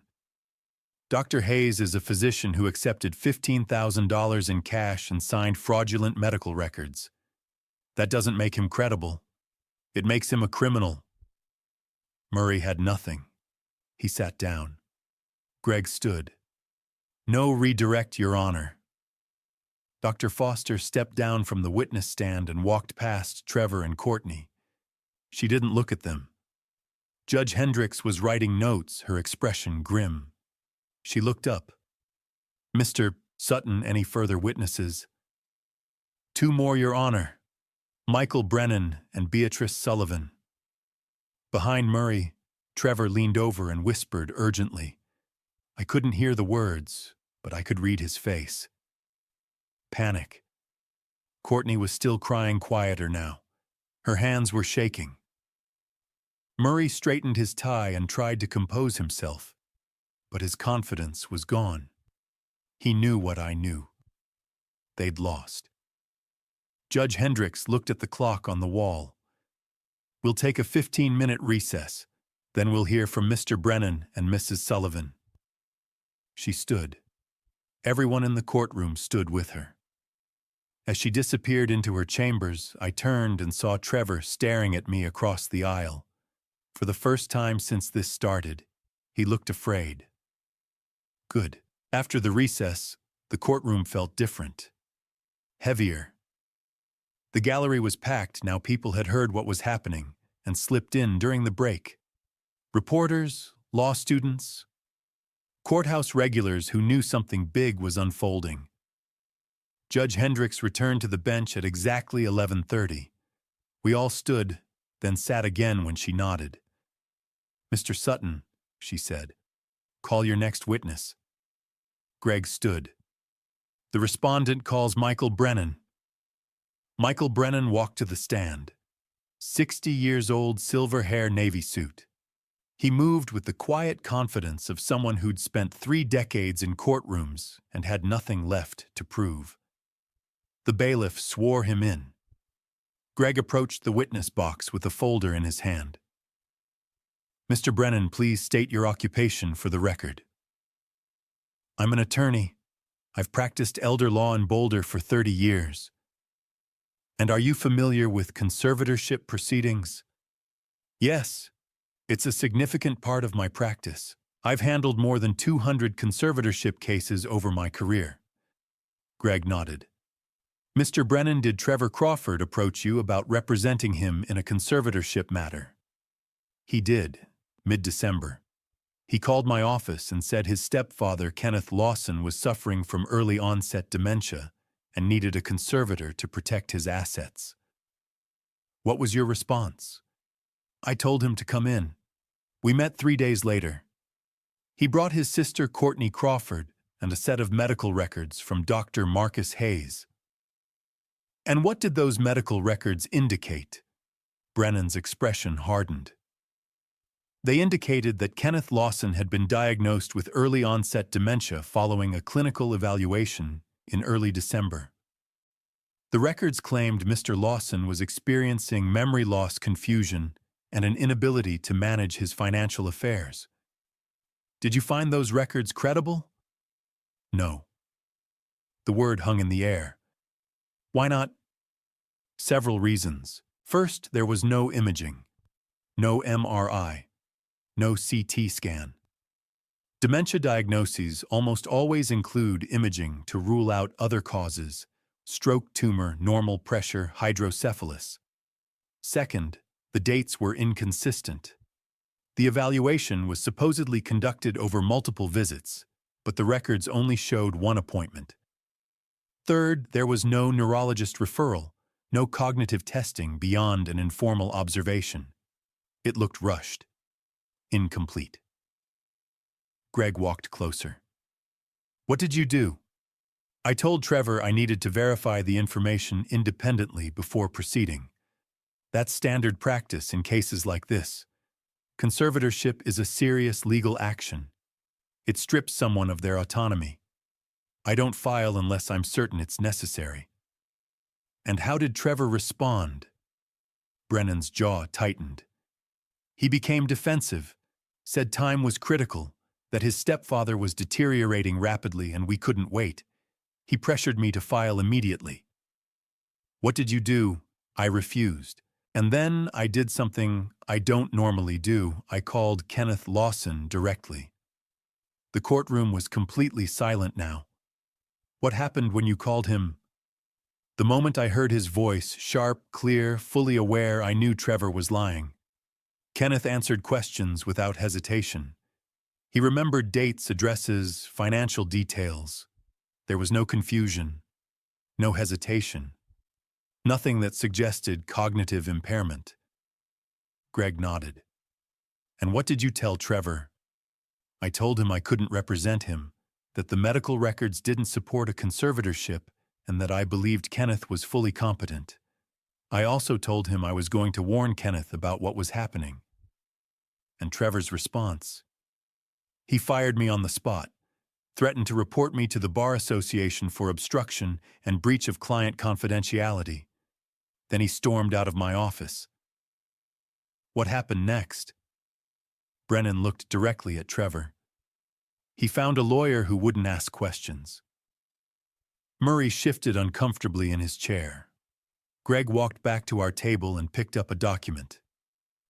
Mr. Brennan, in your 30 years of practice, have you seen cases like this before? Unfortunately, yes. Adult children targeting vulnerable parents or step-parents for financial gain. It happens more often than people think. What Trevor Crawford attempted is textbook elder abuse. Greg let that statement settle over the courtroom. No further questions, Your Honor. Judge Hendricks looked at Murray. Cross-examination, Mr. Murray. Murray stood halfway, then sat back down. No questions, Your Honor. He didn't even try. There was nothing to challenge. Brennan's testimony was airtight. Brennan stepped down from the witness stand and walked past Trevor without looking at him. Greg stood again. The respondent calls Beatrice Sullivan. Mrs. Beatrice Sullivan walked to the stand with her head high. 72 years old. White hair in a neat bun. Floral dress. Wire-rimmed glasses. She looked like everybody's grandmother. The kind of woman who baked cookies for neighborhood kids and knew everyone's name. But when she sat down in the witness box and looked out at the courtroom, there was steel in her eyes. The bailiff swore her in. Greg smiled warmly. Mrs. Sullivan, how do you know Kenneth Lawson? I've been his neighbor for 15 years. I live next door to him in Boulder. Kenneth and Susan, his late wife, were my closest friends. And have you observed Mr. Lawson's behavior over that time? Every single day. Kenneth is sharp as a tack, always has been. He maintained that big house, managed his business after he retired, took care of Susan when she got sick. He never missed a beat. And after Susan's death, did you notice any changes in Mr. Lawson's behavior or cognitive function? Beatrice's expression softened. He grieved. Of course he did. Susan was the love of his life, but he kept going. He paid his bills on time, kept the house clean, went for walks every morning. We had coffee twice a week at the place on Pearl Street. He was always present, always sharp, never showed any signs of confusion or memory loss. Mrs. Sullivan, did you see Trevor or Courtney Crawford during the time after Susan's death? Her face hardened. Barely. They came to Boulder for the funeral, stayed about 3 weeks, then they disappeared. Didn't call, didn't visit.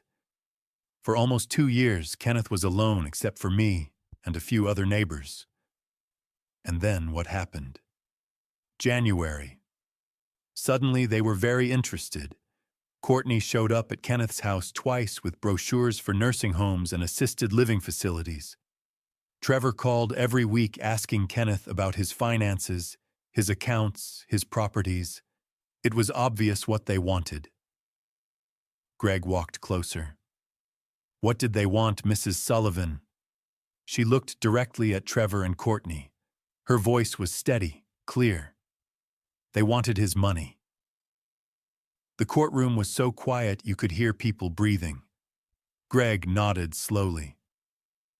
Mrs. Sullivan, in your opinion, based on your 15 years of knowing Kenneth Lawson and your daily interactions with him, does he need a conservator?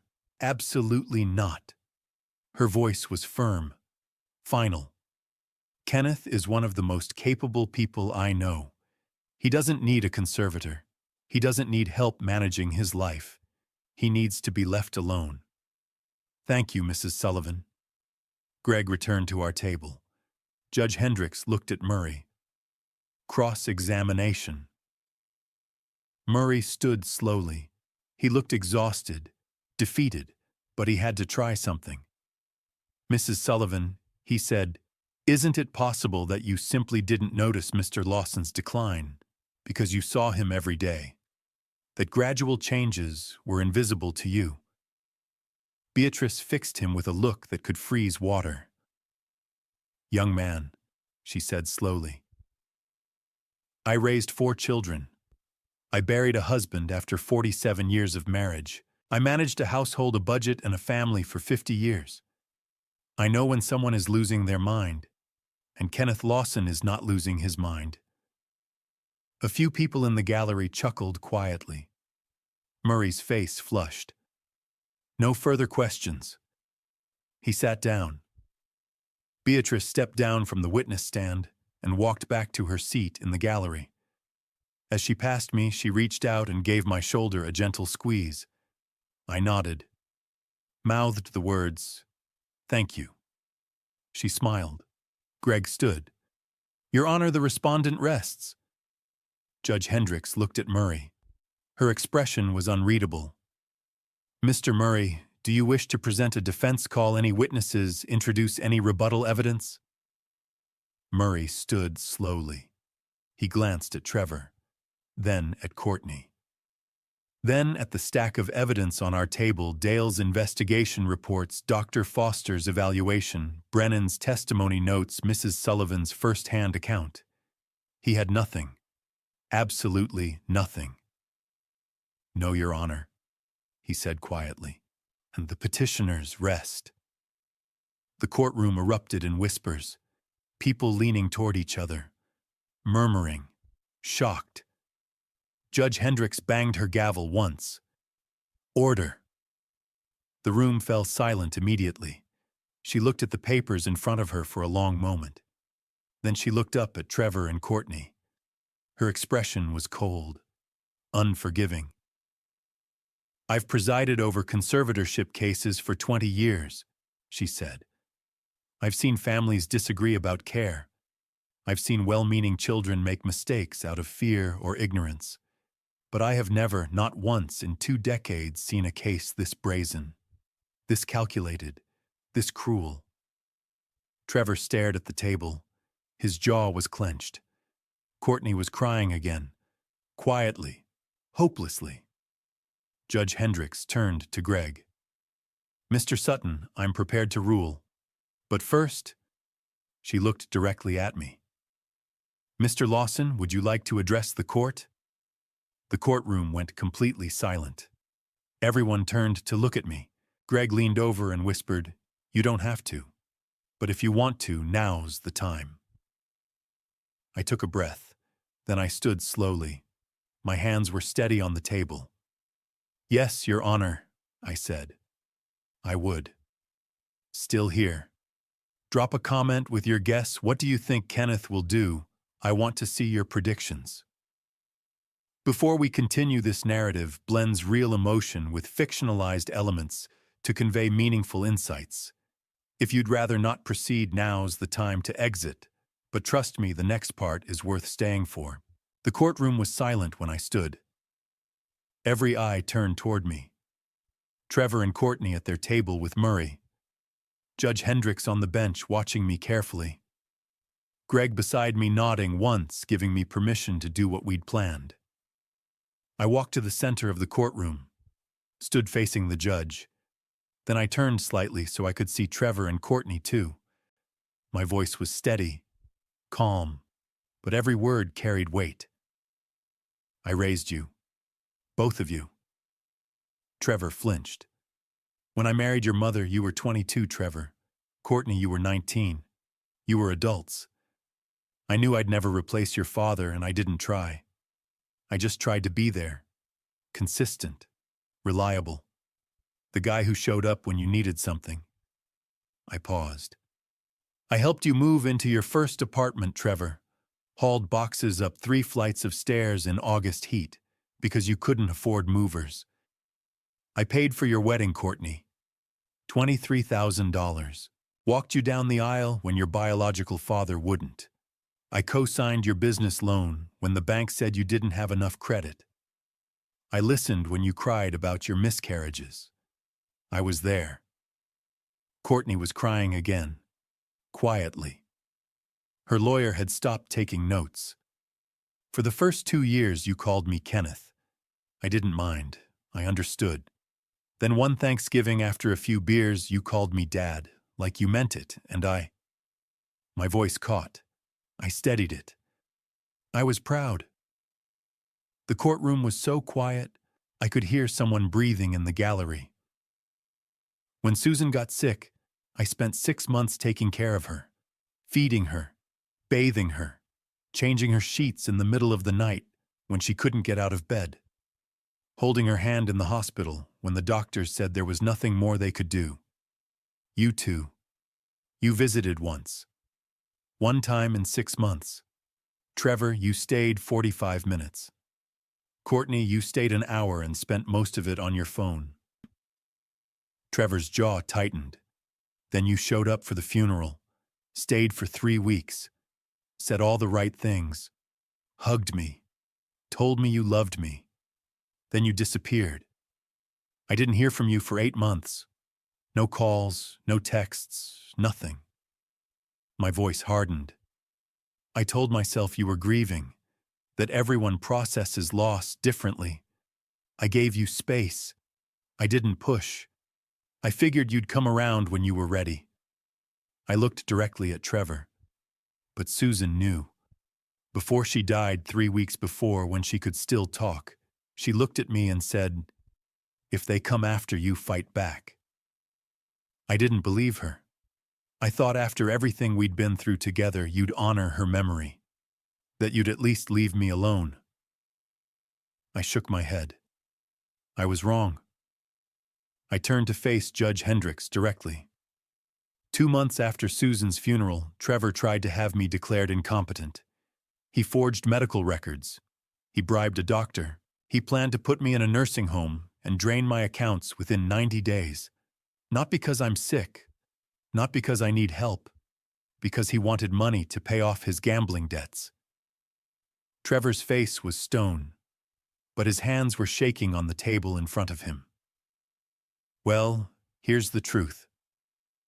I pulled a folded document from my jacket pocket, unfolded it slowly. Susan didn't leave you nothing.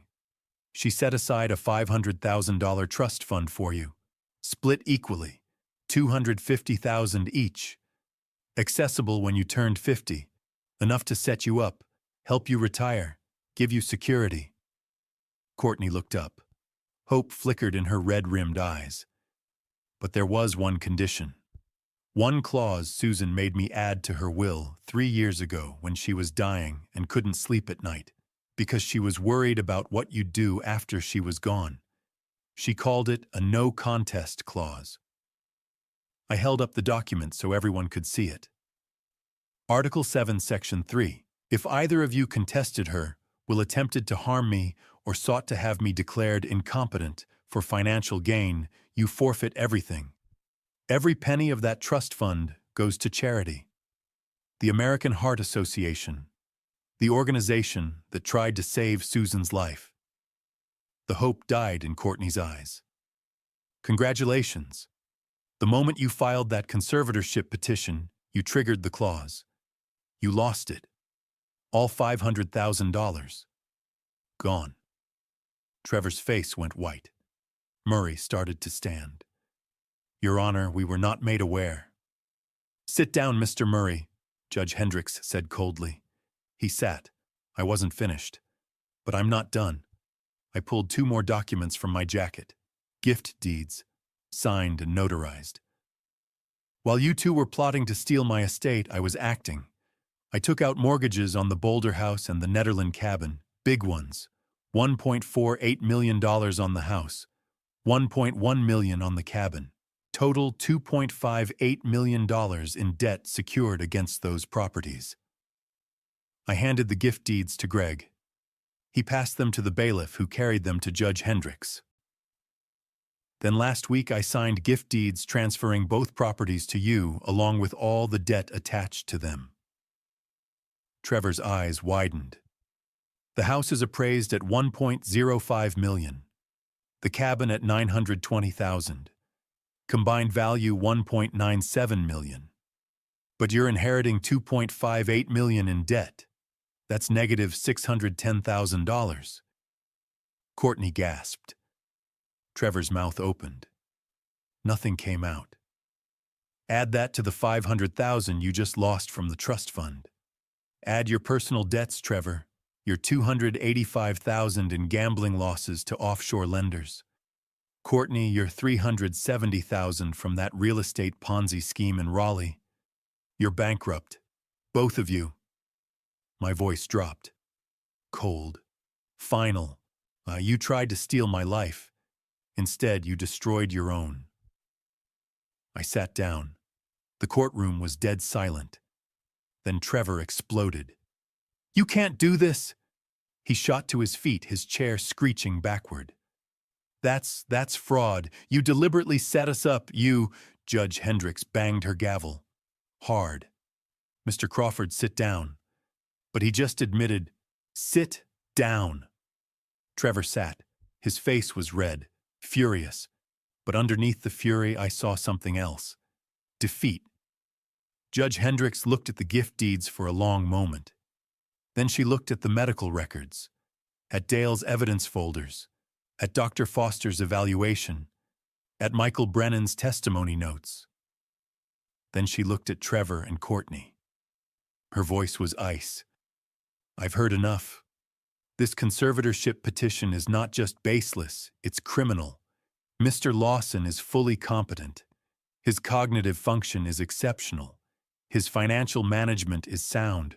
He has been the victim of a coordinated fraud perpetrated by his own stepchildren, aided by a corrupt physician, and enabled by an attorney who should have known better.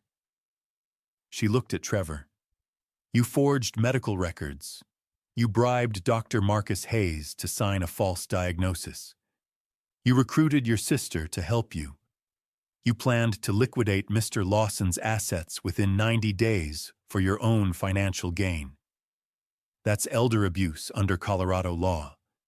That's conspiracy to commit fraud. That's perjury. And that's going to be prosecuted. She turned to Greg. Petition denied. Mr. Lawson retains full control of his affairs, his assets, and his freedom. She banged her gavel once. Furthermore, I'm referring this matter to the Boulder County District Attorney for immediate criminal investigation. Dr. Marcus Hayes will face charges of medical fraud, accepting bribes and falsifying medical records. Trevor Crawford and Courtney Crawford will face charges of elder abuse, conspiracy to commit fraud, and perjury. Bang. Mr. Murray, I'm also referring your conduct to the Colorado Bar Association. You had a duty to investigate the legitimacy of this petition. You saw evidence of fraud, fake medical records, inconsistent dates, lack of imaging, and you proceeded anyway. That's a violation of Rule 3.3 of the Colorado Rules of Professional Conduct. You should expect disciplinary action. Murray's face went gray. Judge Hendricks looked at me. Mr. Lawson, I'm awarding you $75,000 in legal fees and costs to be paid jointly and severally by the petitioners. You're also entitled to file a civil suit for damages, emotional distress, and punitive damages if you choose to do so. She closed her folder. This court is adjourned. Bang! Everyone stood as she left the bench. The moment she was gone, the courtroom erupted in whispers. I turned and saw Trevor staring at me. Not angry anymore. Not defiant. Just hollow. Like he'd finally realized what he'd done. What he'd lost. Courtney was sobbing into her hands. Her lawyer was trying to comfort her, but she was inconsolable. Murray was packing his briefcase with shaking hands, his face pale and sweaty. Greg put a hand on my shoulder. "You did good, Kenneth." Mrs. Sullivan was crying in the gallery, but she was smiling too. She gave me a thumbs up. Dale Winters nodded from the back row. "Well done, sir." Dr. Foster had her hand over her heart. I walked down the aisle toward the courtroom doors. Didn't look back. Behind me, I heard Trevor say something to Courtney. I couldn't make out the words. Didn't care. I pushed open the doors and stepped out into the April sunshine. The air was cool and clean. The sky was blue. The mountains were sharp and clear in the distance. The battle was over. I'd won. The next morning, I woke up in my own bed, in my own house, still in control of my own life. I should have felt triumphant. Instead, I just felt tired. The sun was already up, streaming through the bedroom window and casting long shadows across the hardwood floor. I lay there for a while, staring at the ceiling, listening to the sounds of the neighborhood waking up. A dog barking, a car starting, the distant hum of traffic on Baseline Road. Normal sounds. A normal morning, except nothing felt normal. I got up, made coffee, and stood at the kitchen window looking out at the Flatirons. The mountains were sharp and clear against the blue Colorado sky, their ridges dusted with late-season snow. Susan used to stand here every morning with her coffee looking at those same mountains, planning her day. Now it was just me. The phone rang around 9. "Greg." "Kenneth, how are you holding up?" I turned away from the window. "I'm okay." "Good. I wanted to update you. The DA's office called this morning. They're moving forward." I sat down at the kitchen table. Moving forward with what? Charges, criminal charges, against all of them. My chest tightened. "Tell me." "Trevor and Courtney elder abuse conspiracy to commit fraud, perjury, and attempted financial exploitation. Dr. Hayes medical fraud, accepting bribes, falsifying medical records. And the Bar Association opened an investigation into Christopher Murray. Ethics violations. Misrepresentation. He'll be disbarred within 6 months." I closed my eyes. How long until trial? Could be a year. Maybe more. But Kenneth, with the evidence we presented yesterday, Dale's investigation, Dr. Foster's evaluation, Brennan's testimony, they're not going to trial. They'll take plea deals. Trevor and Courtney are looking at prison time. Prison, my stepchildren, Susan's kids. "Okay," I said quietly. "There's more," Greg said. "The Colorado Medical Board opened an investigation into Dr. Hayes this morning. His license is suspended pending review. He'll lose it. Guaranteed. And if he's convicted of fraud, he's looking at 2 to 4 years." "Good." Greg paused. "Kenneth, you won. You protected yourself. You exposed fraud. Susan would be proud. Would she? Or would she be heartbroken that it came to this?" "Thanks, Greg," I said. "I appreciate everything you've done." "You're welcome. Call me if you need anything." After I hung up, I sat at the kitchen table and stared at nothing. I'd won. The house was mine. The money was mine. My freedom was mine. But the cost was everything Susan had hoped wouldn't happen. Her children criminals, our family destroyed. Around 2 that afternoon, my phone rang. Unknown number. I almost didn't answer. I stared at the screen for 3 rings, my thumb hovering over the decline button. Then I answered. Kenneth, Courtney's voice, thick with tears, barely holding together. Please don't hang up. I should have, but I didn't. What do you want, Courtney? I'm so sorry. She was sobbing. I didn't want to do it. Trevor pushed me. He said we'd lose everything if we didn't act fast. He said you wouldn't even know. He said it was for the best. I'm sorry. I'm so sorry. My hand tightened on the phone. You're sorry you got caught. No, You're sorry a judge called you out in open court. You're sorry the DA is filing charges. You're sorry your husband is leaving you. But you're not sorry for what you did. Kenneth, please. You stood in that courtroom and watched your brother lie under oath, I said. My voice was calm, cold. You signed those papers. You brought fake medical records to a lawyer. You showed up at my house with nursing home brochures while planning to liquidate my life savings. You weren't pushed, Courtney. You made a choice. Silence on the other end. I loved your mother, I said quietly. And I tried to love you. I paid for your wedding. I co-signed your business loan. I was there when you needed me. But you made your choice, and now you have to live with it. Kenneth. I hung up. She didn't call back. 10 minutes later, a text came through. Derek, I'm filing for divorce. I won't be complicit in fraud. I'm sorry, Kenneth. You didn't deserve this. I stared at the message for a long time. Derek had always been decent, quiet, a little awkward at family dinners, but kind. He'd been caught in the middle of something he hadn't chosen. I typed back, "Take care of yourself, Derek." He didn't respond. That evening around 6, Mrs. Beatrice Sullivan knocked on my door. I answered in sweatpants and a t-shirt I'd been wearing since yesterday. She looked me up and down. Kenneth, have you eaten today? I hadn't even thought about it. Come over, she said firmly. I made pot roast. Beatrice, I'm fine. You're not fine, and I didn't ask. Come over. I followed her next door. Her house smelled like home garlic rosemary bread baking in the oven. The kind of smells that made you think of Sunday dinners and family gatherings and everything good about life before it got complicated.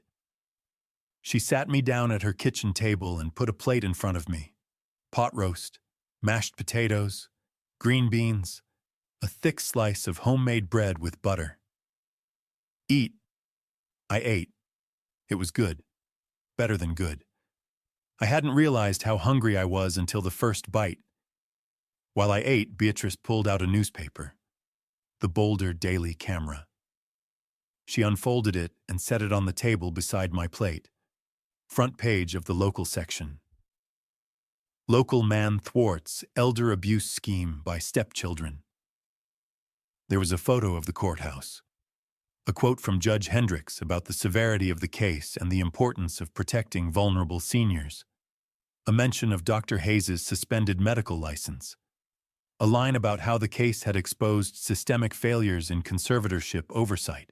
My name was in the first paragraph. You're famous, Beatrice said. I pushed the paper away. I don't want to be famous. I know. She sat down across from me, her hands folded on the table. But what you did matters, Kenneth. You stood up. You fought back. You exposed a fraud that could have destroyed you, and you won. I lost my family. You lost 2 people who were trying to rob you, she said gently. That's not family. Family doesn't forge documents and bribe doctors and try to lock you in a nursing home so they can steal your money. I looked down at my plate. Susan's kids, I said quietly. I raised them. Not from birth, but I was there. I tried. I know you did. Beatrice reached across the table and squeezed my hand. And Susan knew it too. That's why she put that no contest clause in her will. She knew what they were capable of, and she wanted you protected. My throat tightened. She would be proud of you, Beatrice said. You did exactly what she asked. You fought. I just wish it hadn't come to this. I know. She let go of my hand and stood up. But it did, and you survived it. Now you get to decide what comes next. I looked up at her. What do you mean? You're 65 years old, Kenneth. You're healthy, you're sharp. You have your whole life ahead of you. What are you going to do with it? I didn't have an answer. After dinner, I walked home. The April evening was cool, the sky turning deep purple over the mountains. The streetlights were coming on. Somewhere down the block, kids were playing basketball in a driveway, their voices echoing in the quiet. Inside the house was too quiet. I walked through the rooms. The living room where Susan used to curl up with a book. The kitchen where we'd cook dinner together every night. The bedroom where I'd held her hand the night before she died. Everything was the same. Everything was different. I ended up in Susan's study. Her desk was still covered with her things, pens in a ceramic mug, a stack of books she'd been reading, a framed photo of the two of us at the cabin taken the summer before she got sick. I sat in her chair and pulled out the journal I'd found 2 nights ago. Her handwriting. Her words, March 12th. I see the way Trevor looks at Kenneth when he thinks I'm not watching. It's not love. It's calculation. If something happens to me, I'm afraid they'll go after him. I've put protections in the will. Kenneth is stronger than they think. If they come after him, he'll fight. I know he will. I fought Susan, I whispered. I kept my promise. But now what? I was 65 years old. Alone in a house too big for one person. With nearly $9 million I didn't need, and no one left to share it with. I'd won the battle, but I didn't know what I was supposed to do with the victory. I sat there in the dark for a long time holding Susan's journal, listening to the silence. And for the first time since the courtroom, I let myself wonder if winning had been worth it. Spring came late that year. The aspens along the Front Range were just starting to bud their branches, still mostly bare against a sky that couldn't decide between blue and gray. It was mid-April, 3 years almost to the day since that courtroom hearing that had changed everything. I didn't have to attend the sentencing. Greg told me that twice. Once over the phone, once in person when he drove up to Boulder to check on me. You don't owe them your presence, Kenneth, he said. You've already won. Let the system finish it. But I needed to be there. I needed to see it end. The Boulder County Courthouse looked exactly the same. Same stone facade. Same flags hanging limp in the still air. Same security checkpoint inside the doors where I emptied my pockets and walked through the metal detector. Different courtroom this time. Courtroom 3C instead of 2A. But the same wood paneling. The same high ceilings. The same bailiff standing by the door with his arms crossed and his face expressionless. And the same judge, Maria Hendricks, 63 now, still sharp as ever. She entered from her chambers exactly at 10 o'clock, and we all stood. She settled into her chair, adjusted her glasses, and looked out over the courtroom with the same no-nonsense expression she'd worn 3 years ago when she'd torn apart Trevor and Courtney's conservatorship petition. "Be seated," she said. I sat in the gallery 3 rows back. Greg was beside me. Dale Winters was 2 rows behind us. Dr. Diana Foster had sent her regards but hadn't come. She'd said her goodbyes to this case a long time ago. Trevor and Courtney sat at separate tables, different lawyers, different postures. They weren't speaking to each other anymore. Hadn't been for months, according to Greg. The alliance that had brought them into this courtroom 3 years ago as co-conspirators had dissolved the moment the criminal charges came down. Trevor's lawyer was a public defender, young, maybe 30, with a cheap suit and a resigned expression. Trevor himself looked older, grayer, thinner. He wore an orange jumpsuit and sat with his hands folded on the table in front of him, staring straight ahead. Courtney's lawyer was private, paid for by Derek's family, Greg had told me, even though Derek had divorced her 2 years ago. She wore a gray dress and sat with her shoulders hunched, her hands clasped in her lap. She'd been out on bail for the last 18 months, living in Raleigh, working as a part-time receptionist at a dental office. She looked small, diminished. I felt nothing looking at her. Trevor's lawyer spoke first. He talked about Trevor's gambling addiction, about the financial desperation that had driven him to make terrible decisions, about the pressure he'd felt to provide for his family, to live up to expectations, to solve problems that had spiraled out of control. "My client understands the gravity of his actions," the lawyer said. "He has cooperated fully with the prosecution. He has accepted responsibility. He has pleaded guilty to elder abuse and conspiracy to commit fraud. In exchange, the district attorney has agreed to drop the perjury charges." He paused. "Your Honor, my client asks for mercy. He is not a violent man. He is not a career criminal. He is a man who made catastrophic mistakes under extraordinary pressure. He is ready to accept the consequences, but he asks that the court consider the possibility of rehabilitation." Judge Hendricks didn't look impressed. "Mr. Crawford," she said, "do you have anything to say?" Trevor stood slowly. He cleared his throat. His voice was flat when he spoke. "I'm sorry," he said, "for everything. I know I hurt people. I know I broke the law. He stopped, swallowed. "I'm sorry." He sat down without looking at me. Courtney's lawyer was next. She was better, more polished. She talked about Courtney's cooperation with the district attorney's office, about how Courtney had testified against Dr. Marcus Hayes, providing critical evidence that had led to his conviction for medical fraud, about how Courtney had shown genuine remorse, not the hollow apologies of someone trying to avoid punishment, but real documented remorse. "Ms. Crawford has lost everything," the lawyer said. "Her marriage, her business, her relationship with her stepfather, a man she once called Dad. She has spent the last 18 months trying to rebuild her life, attending therapy, working a minimum wage job, repaying what little she can of the financial damage she caused." The lawyer looked at Judge Hendricks.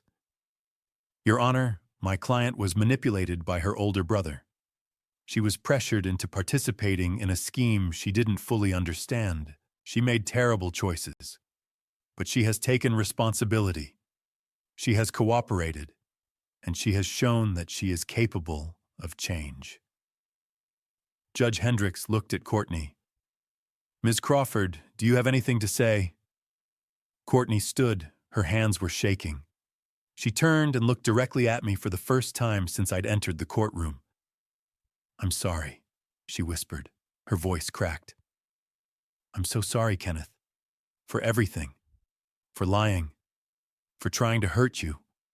For—" She stopped. Tears were streaming down her face. "You were good to me. You were good to my mom. And I—" She couldn't finish. She sat down, covering her face with her hands. I looked back at her, felt nothing. Judge Hendricks let the silence stretch. Then she leaned forward. "Mr. Crawford," she said, "you orchestrated a calculated scheme to defraud a man who had done nothing but support you. You bribed a doctor. You forged medical records. You attempted to have your stepfather declared incompetent so you could seize control of his estate and liquidate his assets to pay your gambling debts.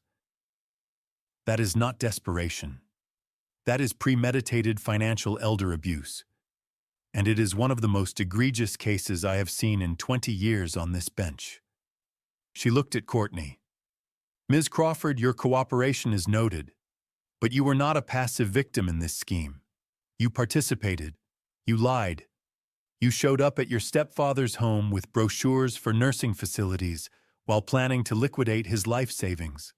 You may have been influenced by your brother, but you made your own choices, and those choices were a betrayal of everything your mother stood for. She picked up her gavel. The sentences are as follows. Trevor Crawford, 4 years in the Colorado Department of Corrections. Courtney Crawford, 2 years in the Colorado Department of Corrections. Sentences to run consecutively. No early release. No parole eligibility until minimum terms are served. She banged the gavel. Bailiff, take them into custody. Trevor stood. The bailiff approached with handcuffs. Trevor extended his hands without a word. The metal clicked around his wrists. For a moment, just a moment, Trevor looked at me. Really looked at me. I saw something in his eyes. Not anger, not defiance, not even the hollow apology from a few minutes ago. Resignation. Like he'd finally understood what he'd lost. Not the money, not the inheritance, but the man who'd raised him. The man who'd called him son. Then he turned away, and the bailiff led him out through the side door.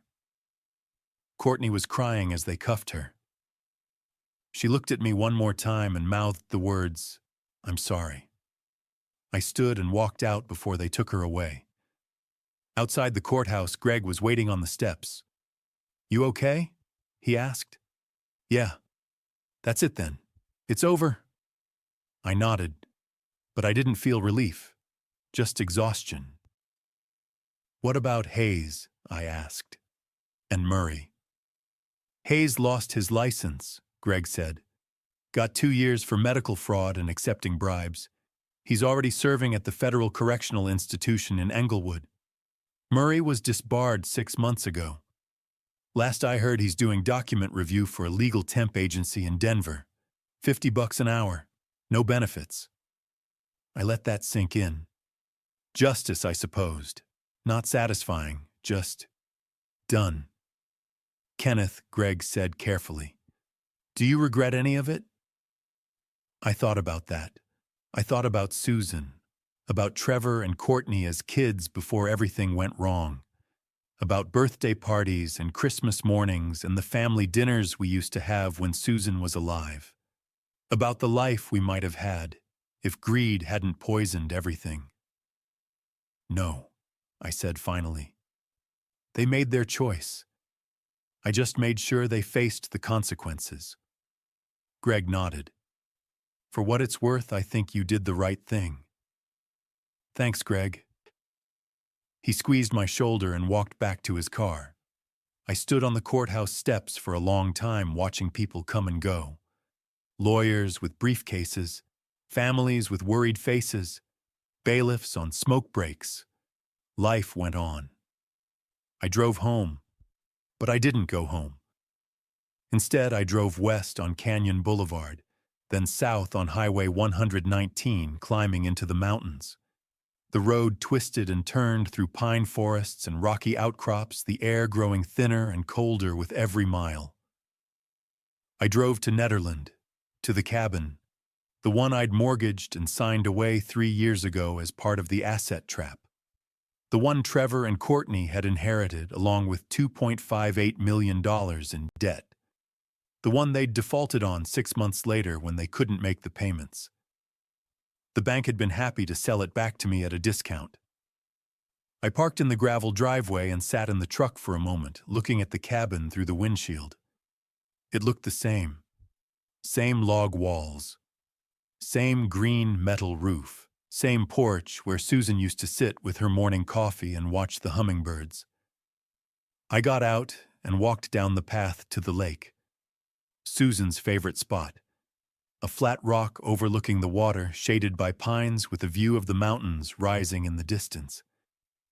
She used to sit here for hours, just breathing the mountain air, watching the light change on the water.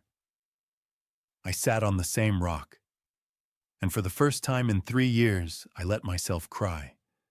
Not for Trevor, not for Courtney, for Susan, For the family we'd built together that had crumbled the moment she was gone.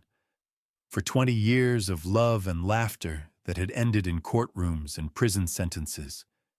For the kids I'd tried to raise who'd never really been mine. I cried until there was nothing left. Until my chest ached and my eyes burned and the sun was setting behind the peaks, turning the sky pink and gold. Then I stood, wiped my face, and walked back to the truck. Trevor would serve 3 years with good behavior. Courtney would serve 18 months, and I would never hear from either of them again. That was fine. I drove down the mountain as darkness fell, the cabin disappearing in my rearview mirror. Some battles you win, some families you lose, and sometimes those are the same thing. The first snow of fall arrived on a Tuesday morning in October, dusting the Flatirons white against a sky so blue it hurt to look at. I stood at my kitchen window with my second cup of coffee, watching the world wake up, and for the first time in 5 years, I didn't feel the weight of Susan's absence pressing down on my chest, like a stone. 5 years since she died. 3 years since that courtroom. I was 68 now, gray at the temples, a little slower on the stairs. But I was still here, still standing. The house in Boulder was quiet, too quiet some days. But I'd learned to fill the silence with purpose. Tuesdays and Thursdays I volunteered at the Boulder Senior Center on Canyon Boulevard. I helped people navigate Medicare forms, balance checkbooks, understand the fine print on reverse mortgages. Small things, but important things. I saw myself in every one of them, people who'd worked hard, saved carefully, and now faced the final years of their lives vulnerable to predators who saw their trust as opportunity. I knew what that felt like. Weekends I hiked, the Flatirons, Chautauqua, Lake Isabel when the weather was good. The Rockies had a way of putting things in perspective. Up there above the tree line, the air was thin and cold and clean, and the problems of the world felt very far away. 18 months ago, I sold the cabin in Nederland. A young couple from Denver bought it, expecting their first child, planning to raise her in the mountains, the way Susan and I had once imagined raising a family of our own. I signed the papers without hesitation. The cabin had been Susan's favorite place, but it wasn't mine. Not anymore. It held too many ghosts. The sale brought in $420,000. I kept $50,000 for myself and put the rest into something Susan would have wanted, the Susan Lawson Justice Fund. It wasn't much, just a small nonprofit registered with the state, run out of a rented office on Pearl Street. But it was ours. Mine and Susan's. A way to turn what had happened to us into something that mattered. Angela Reed ran the day-to-day operations. She was 34, sharp as a blade, with a law degree from CU Boulder and a personal history that made her perfect for the job. Her grandmother had been scammed out of her house by a fake contractor when Angela was in high school. She'd spent the last decade working in elder advocacy, and when I approached her about the fund, she didn't hesitate. "This is exactly what I've been waiting for," she said. Greg Sutton sat on the board, donating 10 hours a month to review cases. Dr. Diana Foster volunteered to do competency evaluations for free. Dale Winters took on investigative work at cost. Even Michael Brennan pitched in, advising on legal strategy. We were a small operation, but we were effective. In 3 years, we'd helped 37 people. 37 elderly men and women who'd been targeted by children, caregivers, financial advisors, or strangers. We'd recovered more than $2 million in stolen assets, stopped 4 conservatorships that never should have been filed, helped put 3 financial predators in prison. Every case felt personal. One morning in late September, Angela called me into the office. She had a file open on her desk, a man named Martinez, 72, whose son had been stealing his Social Security checks for 2 years. We'd caught him. recovered $43,000.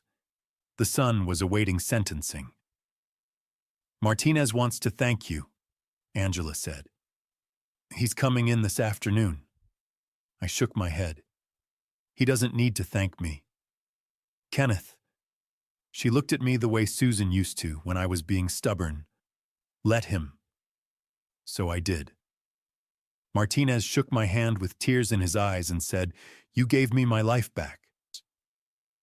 I didn't know what to say to that, so I just nodded and told him to take care of himself. After he left, I sat in the office alone for a long time, staring at the framed photograph on the wall, a picture of Susan and me at the cabin taken the summer before she died. Her smile was wide and genuine, her hair blowing in the wind, the mountains rising behind us like a cathedral. "You're still saving people," I whispered, and I believed it. Mrs. Beatrice Sullivan and I had coffee every Thursday morning at a place on Pearl Street called the Laughing Goat. She was 74 now, still sharp, still opinionated, still wearing those oversized glasses and floral cardigans that made her look like a retired librarian from a Hallmark movie. "You need to start dating," she said one Thursday in October, stirring sugar into her latte. I almost choked on my coffee. "Beatrice." "I'm serious, Kenneth. You're 68, not 98. There are plenty of women your age who'd be thrilled to have dinner with a man who still has all his teeth and a functioning brain." I laughed despite myself. "I'm not ready.